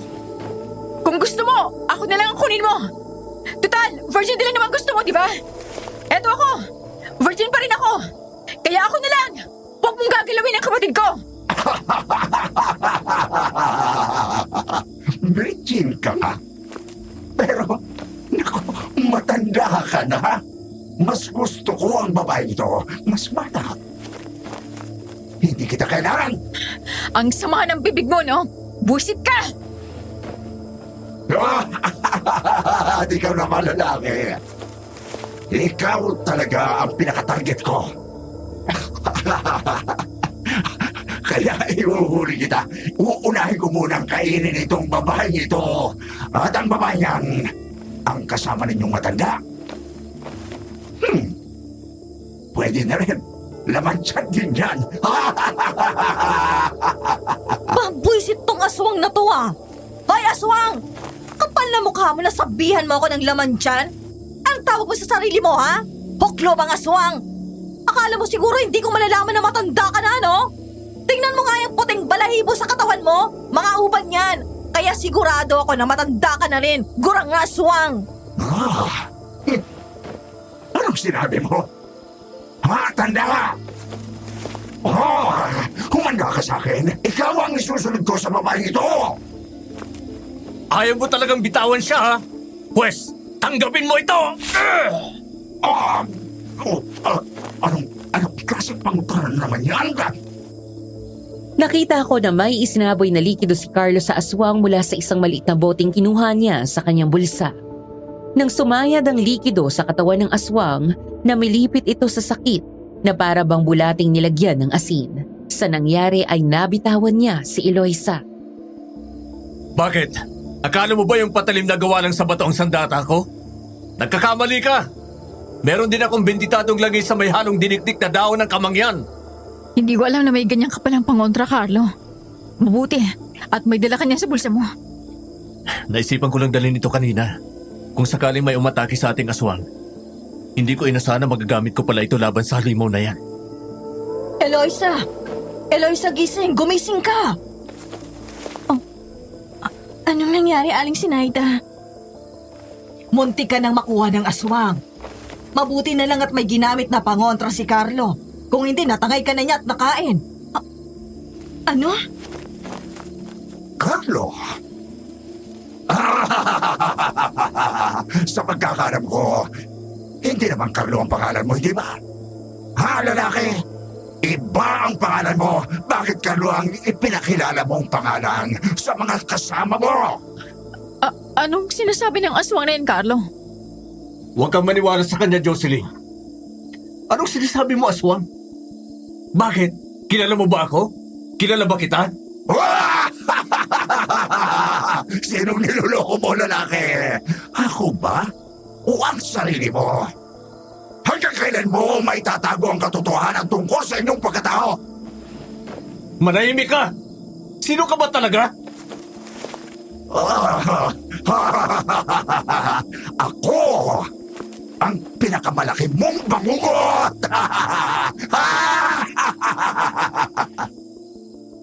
Hindi ko maintindihan kung anong ibig sabihin ng aswang. Ano ang kinalaman niya kay Carlo? Meron pa kaya siyang hindi sinasabi sa amin? Bigla tuloy akong nahiwagaan sa lalaking kasama namin. Bangungot pala, ha? Tingnan natin kung sino ang babangungutin sa ating dalawa! Muling sinabuyan ni Carlo ng pangontrang langis ang aswang at sa pagkakataong iyon ay inubos na niya ang laman ng bote at isinaboy na lahat. Muli itong namilipit at napahiyaw ng malakas na umalingaw-ngaw sa buong paligid. Magbabayad ka sa akin! Magbabayad ka! Sino ngayon sa ating dalawang binangungot, ha? Tingnan natin kung matatakasan mo pa ang kamatayan mo! Habang namimilipit sa sakit ang aswang, kinuha ni Carlo ang patalim niyang gawa sa bato at akmang itatarak sa dibdib nito. Ngunit ginamit ng aswang ang natitirang lakas upang sanggahin ang pagunday ng saksak ni Carlo. Mahigpit nitong hinawakan ng mga braso niya at pinilipit iyon, kaya nabitawan niya ang hawak na patalim. Carlo! Kuya Carlo! Ano? Masakit ba?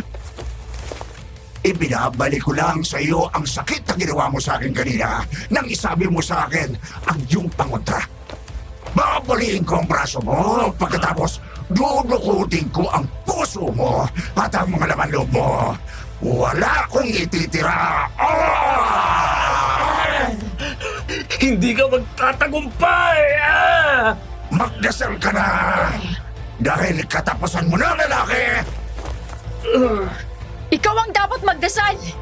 Pagsisisihan mong muling pagtapak mo dito sa lugar namin!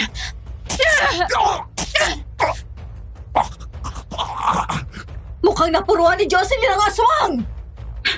Sige ate! Patayin mo ang aswang na yan! Muntik na akong kainin ng halimaw na yan! Hindi niyo ako basta mapapabagsak. May araw din kayong lahat!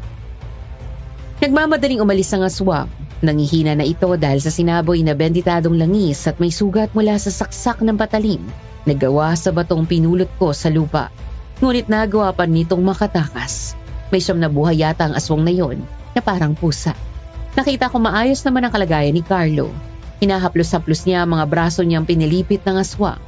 Agad ko namang nilapitan si Eloisa na nagsisimula ng tumulo ang luha habang nakatitig sa akin. Hindi ko na rin napigilan ang pagbagsak ng aking mga luha at mahigpit ko siyang niyakap. Eloisa! Ate! Sa tuwing nakikita kita, naalala kong pag-iwan ni tatay sa amin. Minahali namin si tatay ng sobra-sobra. Halos ibigay na niya ang buong buhay niya rito. Pero anong ginawa ni tatay? Niloko at iniwan pa rin niya si nanay. Gusto kong alisin niyo sa isip ko pero pilit na sumisiksik sa utak ko mga alaalang yon. Kaya hindi kita matanggap. Kaya palagi ako naiinis sa'yo. Pero kanina, namunti ka ng kunin ng aswang. Biglang nawala ang inis at galit ko sa'yo. Hindi ko pala kayang mawala kay Eloisa. Hindi ko pala kayang mawalan pa ng isang dugo. Hindi ko pala kaya. Ang sabi ni tatay, mahal na mahal daw niya kayo ng nanay mo, ate. Maniwala ka man o hindi, palagi niya kayong iniisip. Oo, minahal ni tatay si nanay pero mas minahal niyang nanay mo. Mahal na mahal niya kayo, ate. Kahit nung mahina na siya at may sakit, ang pangalan mo at pangalan ng nanay mong palagi niyang sinasambit. Gusto niyang humingi ng tawad sa lahat ng nagawa niya sa inyo noon, lalo na sa nanay mo. Hindi nga lang siya nabigyan ng pagkakataong makahingi ng tawad sa kanya dahil wala ng nanay mo. Pero nakahingi naman siya ng tawad sa iyo. Patawarin mo ako, Eloisa. Kung naging mataray ako at masungit, salbahay ako sa'yo. Naiingit kasi ako sa'yo eh. Maswerte ka dahil nakasama mo si tatay. Kompletong pamilya ninyo.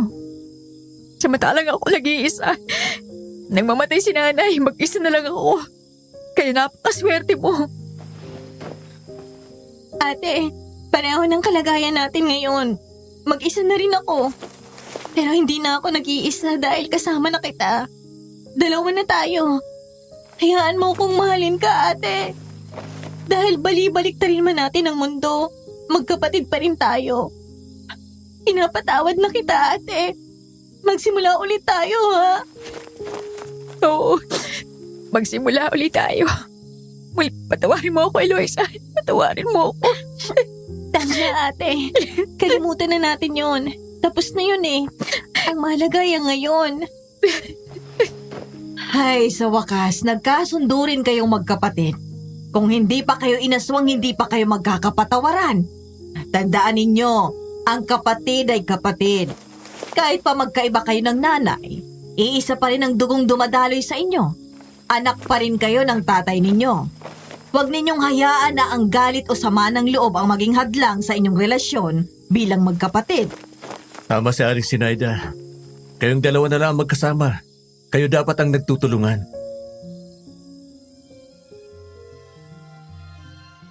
Pagkatapos ng mga nangyari, mas lalo kaming naging malapit ni Eloisa.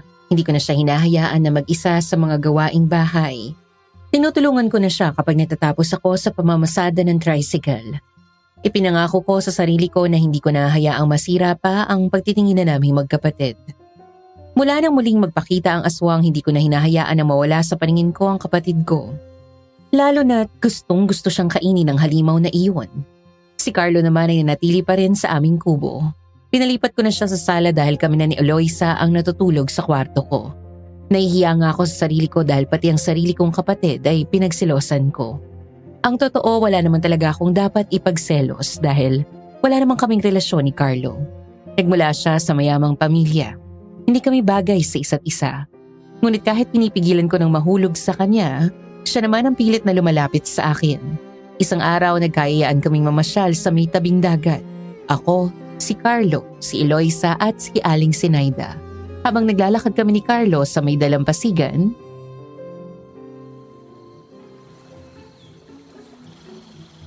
Wow! Ang sarap ng hangin dito. Nakaka-relax. Sana palaging ganito. Tahimik at walang problema. Oo nga eh. Alam mo, ngayon ko lang ulit napuntahan to. Nakakatawa, di ba? Nakatira ako malapit sa dagat pero bihira ako mamasyal dito. Busy kasi ako palagi sa trabaho kaya nakakalimutan ko na maglibang. Teka, sandali May kukunin lang ako. Ano naman ang kukunin mo riyan sa buhanginan? Nakita ko si Carlo na namumulot ng 2 maliit na bato sa buhanginan. Lumapit siya sa akin at ipinakita ang mga iyon. Kumuha ka ng isang bato. Pagkatapos ay mag-wish ka. Ano? Bakit? Basta, pumili ka na at mag-wish ka. Sige na nga. Pagkatapos mong mag-wish, itapon mo ang nakuha mong bato sa dagat. Ang isa namang bato, itago mo ito. At hindi magtatagal, matutupad ang wish mo. Naniniwala ka sa mga ganon? Wala namang mawawala, di ba? Kung para talaga sa'yo, para sa'yo.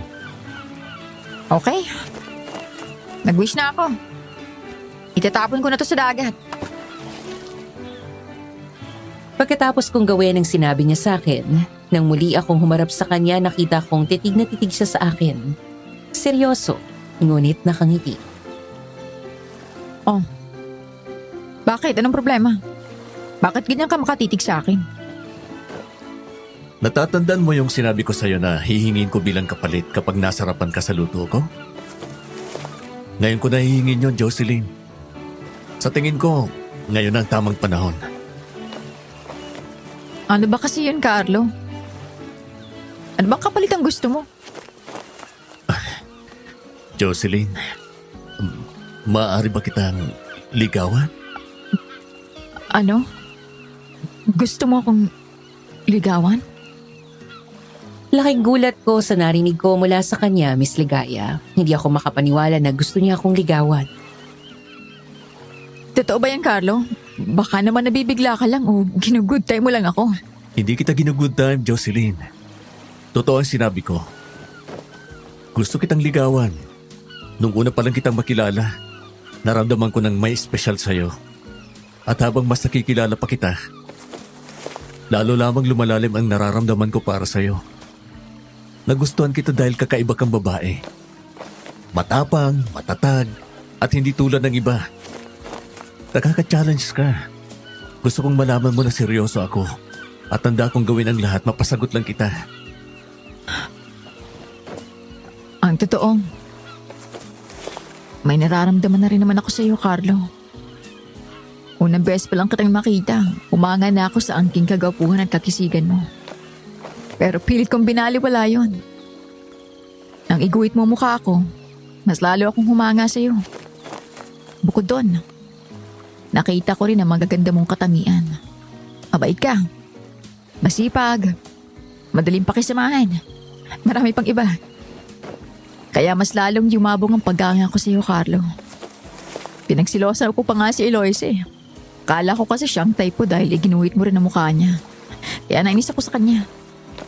At nakala ko ang hihingin mong kapalit ay ang ligawan si Eloisa. Totoo ba yan? Gusto mo rin ako, Jocelyn? Nakababatang kapatid lang ang turing ko kay Eloisa. Ikaw ang gusto ko, Jocelyn. Ikaw ang gusto ko. Alam mo, natatakot ako magmahal dati. Dahil naniniwala ako na ang lahat ng lalaki pare-pareho. Tulad ng tatay ko na manloloko. Iniwan niya ang nanay ko at sumama sa ibang babae. Para sa akin, ang lahat ng lalaki walang ibang kayang gawin kundi manakit at mang-iwan ng mga babae. Gaya ng ginawa ng tatay noon sa amin ni nanay. Tapos, Nagulat na lang ako nang pigilan ako ni Carlo sa pagsasalita. Pinigilan ng kanyang daliri ang aking mga labi.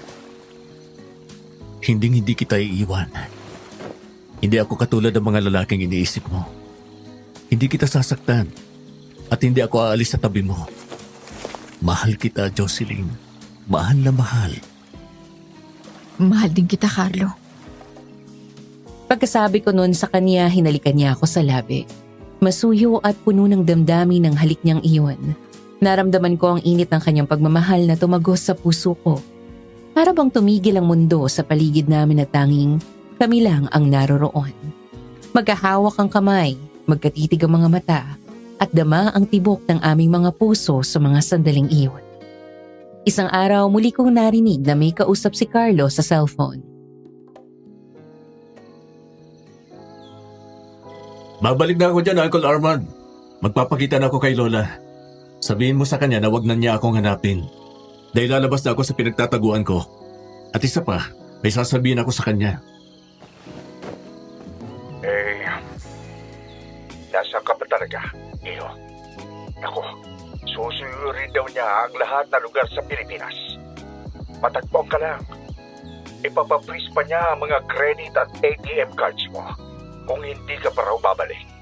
Pakisabi sa kanya na babalik na ako at hindi ako natatakot na ma-freeze ang credit at ATM cards ko dahil marami akong dalang cash.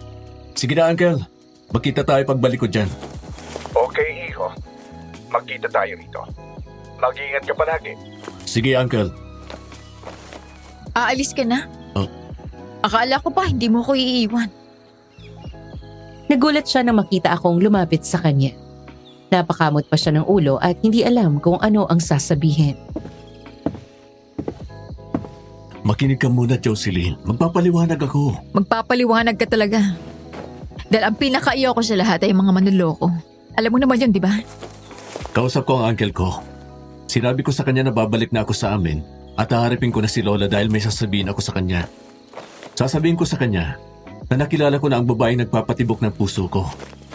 Pagkatapos, babalik ako rito at isasama kita roon at ipapakilala kita sa kanya. Hindi bilang girlfriend, kundi bilang fiancé. Dahil papakasalan na kita, Jocelyn. Biglang bumilis ang kabog ng dibdib ko, Miss Ligaya. Akala ko iiwan din niya ako. Pero yun pala pangangatawan niya ang sinabi niyang mahal niya ako. Gusto niya akong pakasalan. Nananaginip ba ako? Parang napakabilis ng lahat. Aaminin ko masaya ako dahil gusto niya akong ipakilala sa pamilya niya, ngunit kinakabahan din ako dahil baka hindi nila ako matanggap para kay Carlo. Dahil mahirap ako at isa lamang akong hamak na tricycle driver. Matatanggap kaya ako ng pamilya mo, Carlo. Lalo ng lola mo. Hindi ako mayaman. Mahirap lang ako. Baka... Ako ang pakikisamahan mo at hindi sila. Kaya pumayag man sila o hindi, wala silang magagawa. Buong buhay ko, palagi na lang si Lola ang sinusunod ko. Ngayon, ako naman ang magpapasya para sa sarili ko. Ako ang bahala sa iyo, Jocelyn. Hindi kita pababayaan. Pangako. Naniwala ako sa pangako ni Carlo. Sinabi niyang hindi siya magtatagal at babalikan din niya ako. Ate, totoo ba na aalis na si Kuya Carlo? Oo. Pero ang sabi niya, babalikan daw niya ako. Pakakasalan. Nangako siya sa akin na babalik siya. Ano? Papakasalan ka niya? Sabi ko na nga ba may gusto si Kuya Carlo sa'yo. Noon ko pa napapansin yun Noon mo pa napapansin? Paano? Ang hina mo naman ate. Nauhuli ko siya na panayang sulyap sa'yo. Tapos mapapangiti siya kapag hindi mo siya napapansin. Minsan nga kapag nababanggit ang pangalan mo, ibang kislap ng mga mata niya. Halata naman na espesyal ang tingin niya sa'yo Ikaw lang ang hindi nakakahalata. Pinagsilosan mo pa nga ako Ikaw naman pala talagang gusto niya. Pero alam mo ate, ang laki ng pinagbago mo mula nang dumating si Kuya Carlo sa buhay natin. Oo nga Kahit ako naninibago sa sarili ko. Ganito yata kapag nagmamahal Diba si Carlo? Nasa kanya ng lahat ng katangian ng lalaking hinahanap ko. Kala ko sa panaginip lang ako makakakita ng ganong klaseng lalaki. Pero ngayon nakita ko na siya. Siya na ang una at huling lalaking mamahalin ko. Sus, in love ka lang ate, naging baduy ka na. Badoy? Sinong badoy ha? Sinong badoy? Ikaw Ano ba magtama? Sinong badoy ha? Hindi ako. Alas 6 ng gabi, nagpaalam na sa amin si Carlo na aalis na. Sinabi ko sa kanya na ako na ang maghahatid sa kanya sa airport gamit ang tricycle ko at pumayag naman siya. Palabas pa lang kami ng kubo ay laking gulat namin na may humintong tricycle sa labas. Maya-maya may bumaba mula roon na matandang babae na may kasamang lalaki na tila bodyguard. Na makita niya si Carlo, dali-dali siyang lumapit sa amin. Kay San Sebastian! Lola Jade? Paano kayo nakarating dito? Paano niyo nalaman na nandito ako? Sandali. Ma'am Jade? Josie? Ikaw ba yan, Josie? Kilala mo siya ate? Sino bang matandang yan, Carlo? siyang lola mo, Carlo? At bakit Kaizen Sebastian ang tawag niya sa'yo? Dahil yon ang pangalan ng apo ko. Kaizen Sebastian. Nalaki ang mga mata ko sa narinig ko. Kaizen, bakit ibang pangalan ang ipinakalala niya sa amin? Bakit kayo narito, Lola? Paano niyo ako nahanap? Alam mo namang walang imposible sa akin, apo. Kahit saang lupalop ka pa magpunta, maahanap at maahanap pa rin kita. Tama na ang pagtatago mo rito. Mabuti na lang at dito ka napunta. Kay Josie. Josie?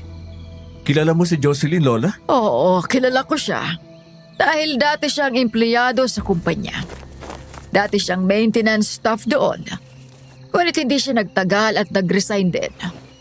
Isa siya sa mga mababait at mapagkakatiwalaang taong nakilala ko. At masipag. Kung hindi nga lang siya nag-resign ay baka na-promote pa siya. Hindi ko naman nakalain na dito ka mapapadpad sa baryo nila. Ano? Oh, totoo ba ang sinabi ni Lola Jocelyn? Dati kang empleyado sa kumpanya namin? Napagtanto ko na iba talaga akong maglaro ang tadhana. Ang lalaking nakilala ko at minahal ko ay apo pala ng dati kong amo na si Ma'am Jade Villarreal. Hinanap ko siya dahil hindi ko kaya na palaging umiiyak kong sinanay. Habang nasa Maynila ako, pumasok ako sa kumpanya niyo at nagtrabaho. Doon ko nakilala si Ma'am Jade. Aksidenteng nadula siya sa sahig. Mabuti na lang naroon ako at naglalampaso. Nawakan ko siya sa braso niya kaya hindi siya tuluyang bumagsak sa semento. Matapos ko siyang tulungan, natuwa siya sa akin at mula noon naging close na kami. Nahihiya nga ako dahil hamak na maintenance staff lang ako. Pero kinaibigan ako na may-ari ng kumpanya. Josie ang tawag niya sa akin dahil yun ang palayaw ko. Nag-resign ako sa trabaho dahil hindi ko nahanap si tatay. Kaya bumalik na lang ako rito sa probinsya. Namasada na lang ng tricycle. Hanggang ngayon ba ay minamaliit mo pa rin ang sarili mo, Josie, iha? Kinaibigan kita at natutuwa ako sa iyo dahil masipag ka at mabuting tao. Alam ko rin ang mga pinagdaanan mo sa buhay dahil lahat ng yon ay ikinento mo sa akin.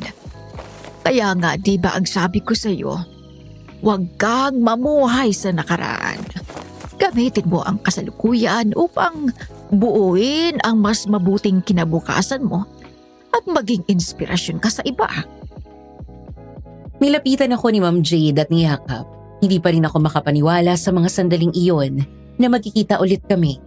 At sa ganoong pagkakataon pa naroon ang kanyang apo na nagpakilalang si Carlo. Pero teka, paano nga ba napunta rito ang apo ko, Josie? At bakit tinawag niyo siyang Carlo? Kaizen, ipaliwanag mo sa akin ang lahat ng ito. At saka bakit ka naglayas? Bakit mo ko pinagtataguan? La, umalis ako upang takasan ang tungkulin na pilit niyong iginigit sa akin. Kahit na hindi ko gusto.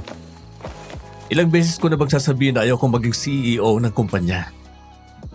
Wala doon ang puso ko. Nasa pagpipinta ang puso at ang buhay ko. Pero ayaw niya akong pakinggan. Kaya minabuti ko na lang na umalis at magpakalayo-layo. Ayaw ko na minamandoan niyo ako at ipinipilit sa akin ang mga bagay na hindi ko gusto. Napadpad ako sa lugar na ito at nakilala ko si Jocelyn. Pauwi na sana ako eh. Kaso, hindi ko inakala na nahanap niya na pala ako. Dahil narito ka na rin lang, Lola, sasabihin ko sa'yo na kahit anong gawin niyo, hindi ako magiging CEO ng kumpanya. Sasabihin ko rin na mahal ko si Jocelyn at siyang babaeng papakasalan ko. Ano? Pakakasalan mo si Josie? Oo, Lola. Kung pipigilan mo ako, hindi ka magtatagumpay dahil hindi kita susundin. Ngayon lang ako nagmahal ng ganito, La. Kaya hindi ko hahayaan na mawala si Jocelyn sa buhay ko. Kung itatakol niya ako bilang apo o tatanggalan niyo ako ng mana, wala na akong pakialam. Basta mahal ko si Jocelyn. May sarili akong pera, kaya hindi ko kailangan ng pera niyo. Kaya kong buhayin si Jocelyn at bigyan ng magandang buhay kahit wala ang tulong niyo at ng kumpanya. Patawad, Jocelyn. Kung hindi ko sinabi ang totoong pangalan ko. Hindi Carlo ang pangalan ko. Ang totoong pangalan ko ay Kaizen Sebastian. Kaizen for short. Yung Carlo, pangalan yun ng kapatid ko. Hindi ko sinabi ang totoo kong pangalan upang walang makakilala sa akin at hindi ako mahanap ni Lola. Gusto ko nang sabihin sa inyo ang totoong dahilan kung bakit ako napunta rito. Kaso natatakot ako sa magiging reaksyon ninyo, lalo na ikaw, Jocelyn. Baka iwasan mo ako kapag nalaman mo na isa akong bilyonaryo na gusto maging CEO ng lola ko. Hindi ko napigilan ang sarili ko na maluha sa sinabi niyang iyon. Hindi ako naluha dahil nagsinungaling siya sa akin. Naluha ako dahil diretsahan niyang sinabi sa lola niya na mahal niya ako at papakasalan niya ako. Anuman ang mangyari. Yan ang bata ko, matapang at buwang loob. Huwag kang mag-alala, Carlo. Kay basta yun na yun. Susuportahan ko kayo ni Jocelyn hanggang sa huli. Go, kuya. Ipaglaban mo si ate. Carlo, ay, Kaizen pala. Salamat sa pagtupad mo sa sinabi mo na patinindigan mo ako. Doon palang masaya na ako. Sabi ko naman sa'yo, di ba? Papakasalan kita. Totoo ang sinabi ko. Walang makakahadlang sa ating dalawa kahit pa si Lola. Kung yan ang desisyon mo, sige. Gawin mo na ang gusto mo. Hindi ako tututol. Nagulat kaming lahat sa sinabi ni Ma'am Jade. Kahit si Kaizen ay hindi makapaniwala. Totoo bang sinabi mo, Lola? Hindi ka tumututol sa pagpapakasal namin? Noong umalis ka, Kaizen, apo, napagtanto ko na nasobrahan ako sa pagmamando sa'yo. Masyado ko na ang kinokontrol ang buhay niyong magkapatid. Hindi ko nabalaya na nasasakal ka na pala. Wala nang mawala ang mama at papa ninyo. Ako na ang tumayong magulang ninyo. Kaya masyado akong naging mahigpit. Nakakalimutan ko na meron kayong sariling buhay at kayo ang dapat nagpapatakbo nito. Patawarin ninyo ako. Kung ayaw mo maging CEO ng kumpanya, hindi na kita pipilitin. Ibibigay ko na lang sa kapatid mo ang posisyon. Total, siya naman ang may gustong pamahalaan ito. Kung ano ang gusto mong gawin, hindi na ako makikialam. Susuportahan kita. At sa pagpapakasal mo, hindi ko alam kung paano kayo nagkamabutihan ni Josie pero hindi ko rin tututulan kung ano man ang namamagitan sa inyong dalawa. Kilala ko si Josie, mabuti siyang babae. Kaya pumapayag ako na pakasalan mo siya. Kung saan ka liligaya, apo. Lola, salamat po.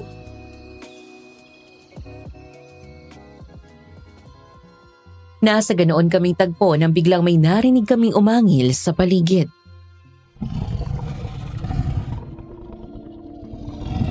Ay, Diyos ko! Ayun na naman ang aswang! Aswang! Nagbalik ang aswang! Nakakatats naman ang eksena ninyo!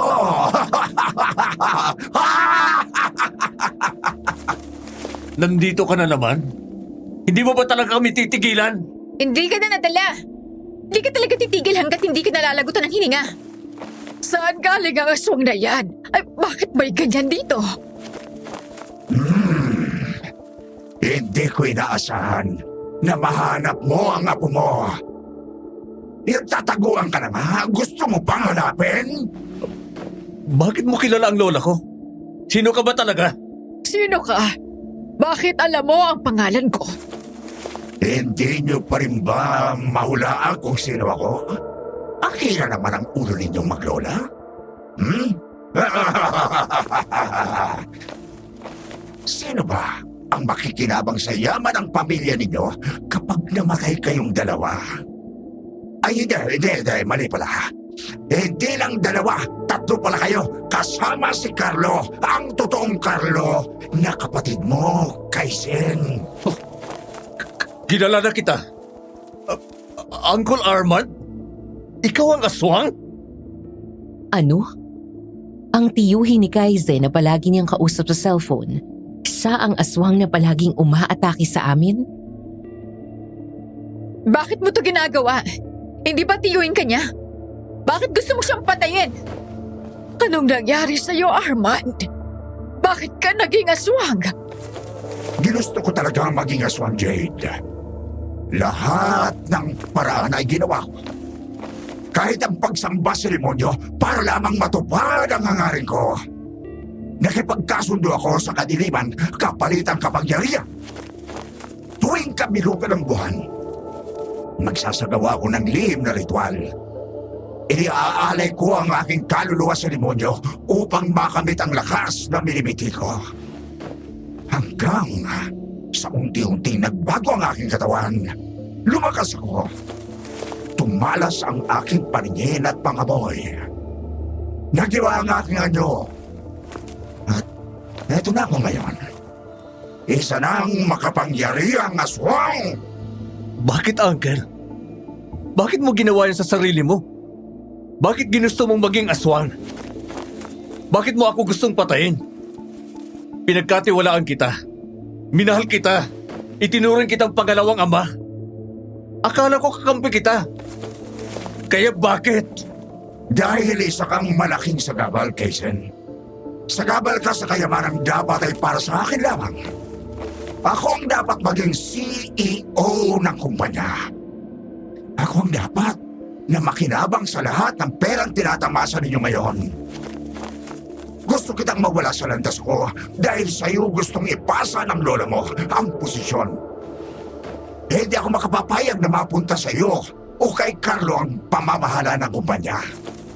At dahil narito na rin ang lola mo, isasama ko siya sa hukay kasama mo. Pagkatapos, isusunod ko ang kapatid mo.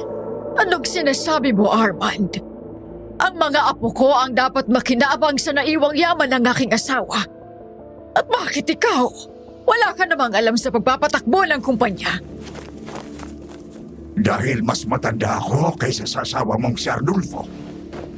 Kaya sa akin dapat ipinamana ni Papa at Mama ang mas malaking bahagi ng kayamanan ng aming pamilya. Hindi ibinigay sa iyo ng mga magulang ninyo ang malaking porsyento ng kayamanan. Dahil alam nilang sa inyong magkapatid, ikaw ang bulagsak sa pera. Gastador ka at lulong sa bisyo. Kaya gagamitin mo lang ito sa mga bisyo mo at wawaldasin sa walang kapararakan. Manahimik ka! Kahit anong sabihin mo, dapat mapunta sa akin ang lahat. Pati na ang kumpanya. Kailangan ninyong mamatay para mapunta sa akin ang kayamanan ng mga Villarreal! Unang inatake ng aswang si Ma'am Jade. Akmang susunggaban niya ang matanda nang paputukan siya ng baril ng kasama nitong bodyguard at tinamaan siya sa balikat. Hangal ka! Magbabayad ka sa ginawa mo! Kahit may sugat sa balikat, nagawa pa rin ng aswang na atakihin ang bodyguard. Muli sana siya nitong papuputukan ng baril ngunit mas mabilis ang aswang. Sinakmal niya agad ang leeg ng lalaki at winakwak ang tiyan nito. Kaya nabitawan ng bodyguard ang baril. Bobby! Oh, Diyos ko! Pinatay ng aswang ang bodyguard kong si Bobby! Mga kapitbahay! Tulungan niyo kami! Inaatake kami ng aswang! Mga tanong, tulungan niyo kami! Carlo! Kaizen! Anong gagawin natin? May naputi ng aswang! Huwag kang patakot. Hindi magtatagumpay si Uncle Armand sa mga balak niya. Ako ang ugat ng galit niya. Kaya ako rin ang tatapos. Mag-iingat ka. Pakakasalan mo pa ako kaya kailangan mo mabuhay. Hindi talaga ako papayag na hindi ako mabuhay, mahal ko. Magtiwala ka sa akin. Habang sarap na sarap sa paglantak sa laman loob ng bodyguard ang aswang na tiyuhin ni Kaizen, dahan-dahan siyang lumapit. Kinuha niya ang patalim na gawa sa bato mula sa bulsa niya. Akmang sasaksakin niya ang aswang ngunit mabilis itong nakahalata. At sinangga ang pag-atake niya. Nahawakan ng aswang ang magkabilang braso niya at gaya ng ginawa nito dati, pinilipit iyon ng aswang kaya nabitawan niya ang hawak na patalim. Hayop ka, Uncle! Kaizen! Bitawan mo siya, aswang! Kaizen, apo! Napakawalang hiya mo talaga, Armand! Demonyo ka! Pakawalan mo ang apo ko! Akala mo, maisahan mo ako? Hindi na ako papayag na maisahan mo ulit ako. Ngayon, Kesen, Pagmasdan mo kung paano ko dudurugin ang mga buto sa mga braso mo. Pagkatapos ang leeg mo naman, ang babaliin ko. Saka kita kakainin. Kapag patay ka na, isusunod ko ang lola at kapatid mo. Pati na rin ang babaeng mahal mo. Matang kapatid niya. Hindi ako basta magpapatalo sa iyo, Uncle! Nangako ako na mabubuhay ako! Mabubuhay ako! Kahit nangihina, buong lakas na sinipa ni Kaizen ang kasilanan ng aswang. Kaya nabitawan nito ang mga braso niya. Doon siya nakabawi. Mabilis niyang dinampot ang patalim ng nasa lupa at itinarak iyon sa dibdib ng aswang. Pasensya na, Uncle. Hindi ako papayag na mamatay. Kailangan kong mabuhay.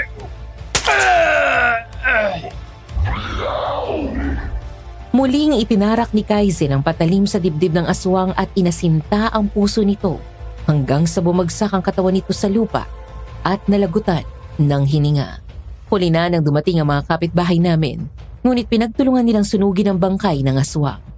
Ang abo naman nito ay isinaboy nila sa dagat.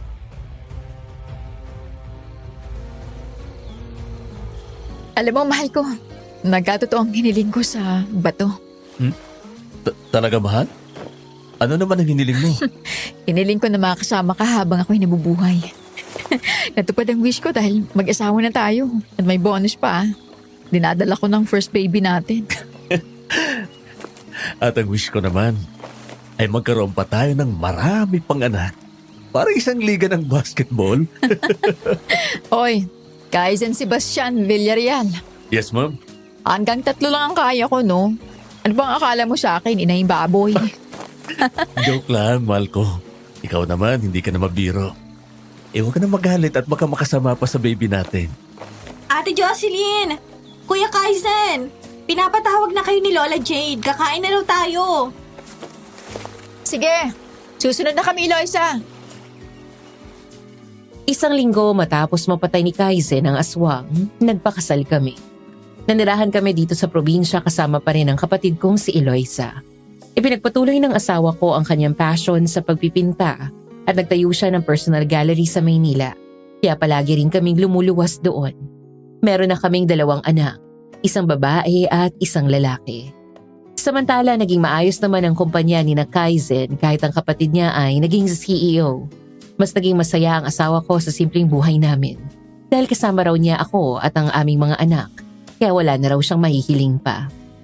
Kung tatanungin niyo ako kung napatawad ko na ang tatay ko sa ginawa niya noon sa amin ng nanay ko, oo, napatawad ko na siya. Masarap pala sa pakiramdam na pinalaya ko na ang lahat ng sakit na naipon sa loob ng mahabang panahon. Sa ngayon, masasabi ko na okay na ako. Hanggang dito na lang po, Miss Ligaya. Sana ay mapili niyo ang aking kwento. Para sa mga tagapakinig, kung nangyari sa inyo ang nangyari sa akin na iniwan din kayo ng nanay o tatay niyo at sumama sa iba, mapapatawad niyo ba sila o magtatanim kayo ng galit sa puso niyo gaya ng ginawa ko? I-comment niyo na lang sa comment section ng inyong mga kasagutan at babasahin ko ang mga ito kapag maswerteng napili ang aking kwento. Maraming salamat sa inyong pakikinig. Lubos na gumagalang, Jocelyn. Kamusta, Jocelyn? Salamat sa pagbabahagi mo ng iyong kwento. Nakakatuwang isipin na sa kabila ng iyong pagiging tricycle driver na madalas ay trabahong panlalaki ay natagpuan mo ang iyong Prince Charming sa katauhan ni Kaizen. Humahanga din ako sa iyong katatagan. Hindi biro ang pinagdaanan mo mula sa pag-iwan sa iyo ng tatay mo hanggang sa pagtanggap mo sa kapatid mo na sa Eloisa, na sa kabila ng iyong galit at sama ng loob, nakasama mo pa rin siya. Nakakaantig din yung pagbabati niyong magkapatid. Yung eksena na kung saan yakap mo siya at humingi ka ng tawad matapos yung pag-atake ng aswang nagpapakita na sa ilalim ng iyong matigas na kalooban ay meron pa ring mapagmahal na puso. Tama naman kasi talaga si Aling Sinaida na ang magkapatid ay dapat ng tutulungan at nagmamahalan dahil iisang dugo lang naman ang nananalaytay sa inyo. Nakakatawa rin pala na napatawad mo na rin yung tatay mo sa kabila ng lahat na nangyari. Tandaan natin na ang pagpapatawad sa ating mga magulang o sa iyong ama ay hindi lamang para sa kanya kundi para din sa sarili mong kapayapaan. Ngayong maayos ng relasyon ninyo magkapatid, pangalagaan ninyo ang inyong samahan bilang pamilya kasama ang iyong asawa ni si Kaizen at ang inyong mga anak. So bago ako magpaalam, gusto ko lang mag-iwan ng paalala sa inyong lahat na kung makakita kayo ng ibang channel na nagre-upload o gumagamit ang aming content ang walang pahintulot, huwag po natin itong suportahan. Sa halip, paki-report po ito at para maprotektahan ang aming mga orihinal na kwento. Muli ang aming mga opisyal na listahan ng aming mga lehitimong channel: Kwentong Takip Silim, Sityo Pangil, Sityo Bangungot, Aswang Diaries, Aswang Confessions, Aswang Radio, at ang pinakabago naming channel, Miss Amy Aswang Love Stories. Maraming salamat po sa inyong patuloy na pagtangkilik at pagsuporta. Muli, ito po si Miss Ligaya. Hanggang sa susunod nating kwentuhan, magandang araw ulit sa inyong lahat.